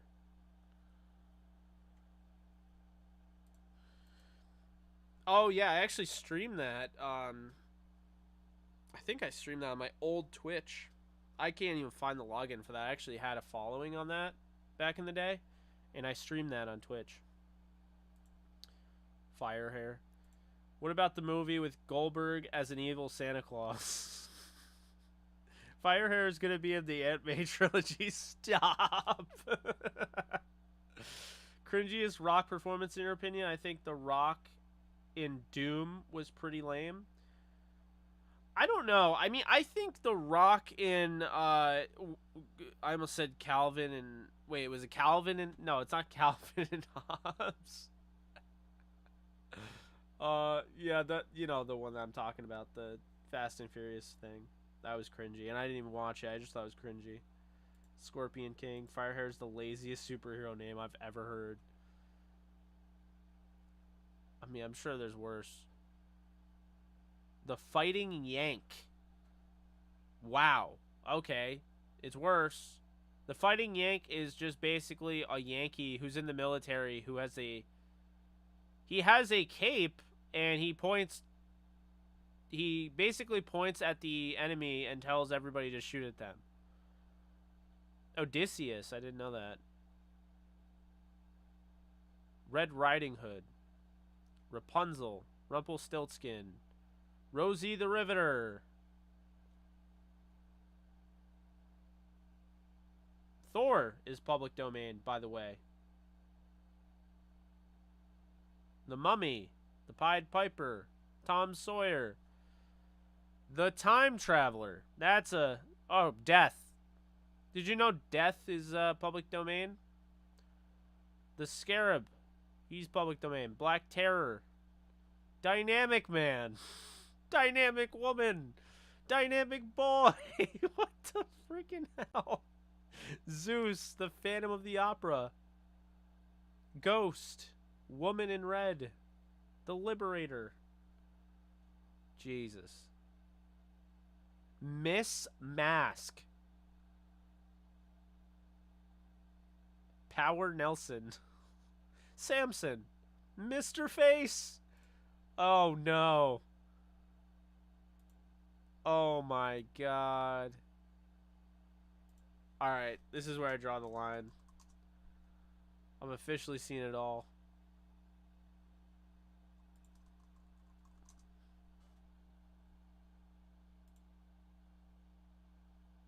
I just... No, keep that away from CW. It's sad because they would totally make it and think it was good. Alright, it's time. You ready? It's time for Mr. Face.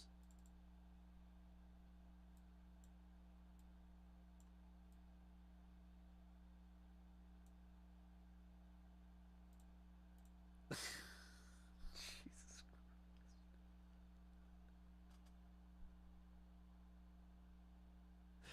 There you go. That could literally be Jake's alter ego, LOL, defending the good name of our LA Rams and New York baseball fan. It's Jake the Fighting Yank Ellenbogen. Oh, God. What is the face? Evil Zordon. Oh, God, dude.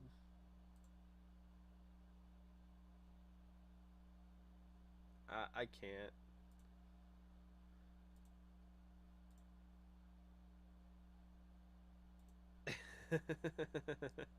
I don't know, man. Like, these are just so weird. I don't get it. It just goes to show you, like, when people are like, it's from the comics. I can't even do it. The comics.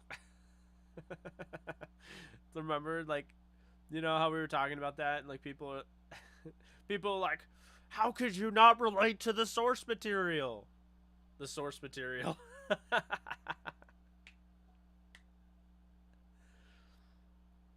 Like, oh my god, man. You're being disrespectful to the source material. How the comic was great. How do you not like the comic? The movie should be like the comic. The comic.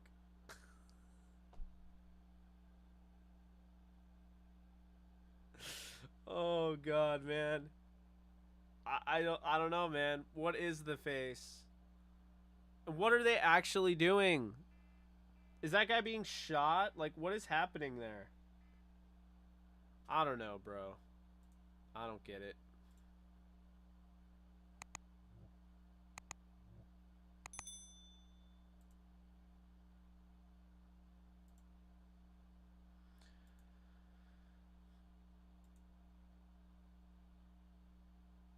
I don't know. That's a good question.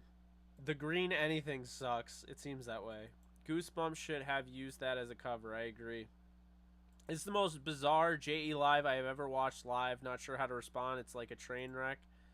I'm sorry. I hope you're enjoying it at least. Never seen a Widow's Peak cover forehead wrinkles. That's yeah, good point there. But hey guys, it's been a lot of fun. I cannot believe this adaptation completely omits what is face source material 4 out of 10. Oh god. Everything you just said is so spot on. Just don't gender swap face. People will riot. Oh my god, man. Oh, I love this community. I don't even care.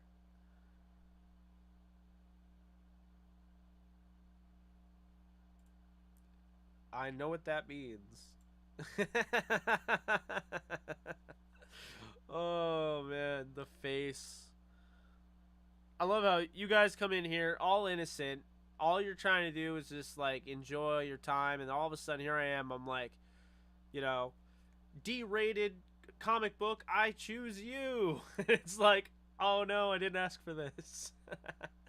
Oh god. I mean, we could, totally go back to Ultraman, but I just I don't know, man.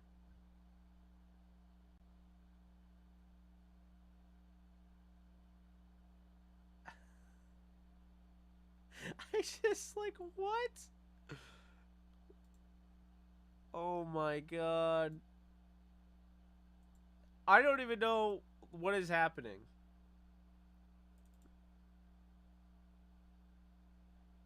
Like oh no, it's bad. This is yeah. This is the last one I'll show you. Like what the hell? What were you people supposed to list like to watch or read back in the day? What kind of comics are these?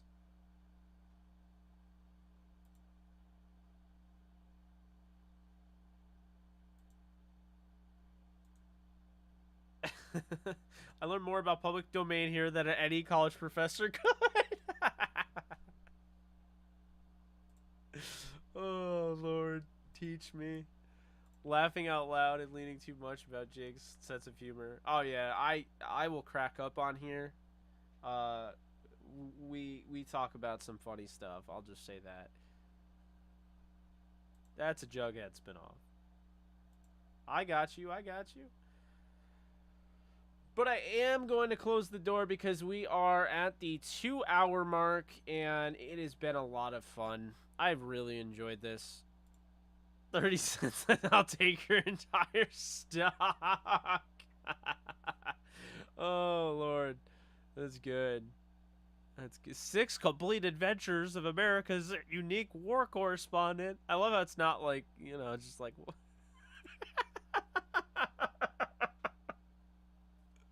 We didn't stop there. We made 5 more. You're like, why? Why did you do this to me? Oh, man. Oh, God. The face. Oh. My camera's like, I've had enough of you, taking you out of focus. Oh man, too funny, too funny, too funny. But yeah, I'm gonna head on out of here. I was thinking about, going live to do some gaming, but face got canceled. Um, but I'm going to not do that. It is a Sunday. I don't think I'm gonna get that many people on, and I don't really feel like gaming right now. So I'm probably gonna make some content. And I mean, I'm already making content right now, but I mean, I'm probably going to record some videos and get those out. We'll have them ready for you tomorrow. Fat Albert horror flick, that would be something. Yeah, that's one too. But that's going to do it for me. So, really do appreciate you guys hanging out, enjoying it. If you haven't already, be sure to hit the thumbs up and subscribe to the channel. I'll throw one last subscribe button. But, you know, until next time, I'm Jake Ellenbogen. That is going to do it for me. You enjoy your Sunday night, brother. And I'll see you all tomorrow. A little bit earlier. I'll actually get that for you before I head on out of here. How much earlier are we talking?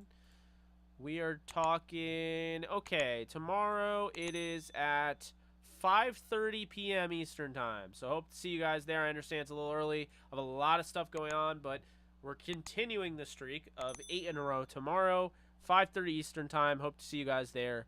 You guys take care. I will see you guys soon. Later.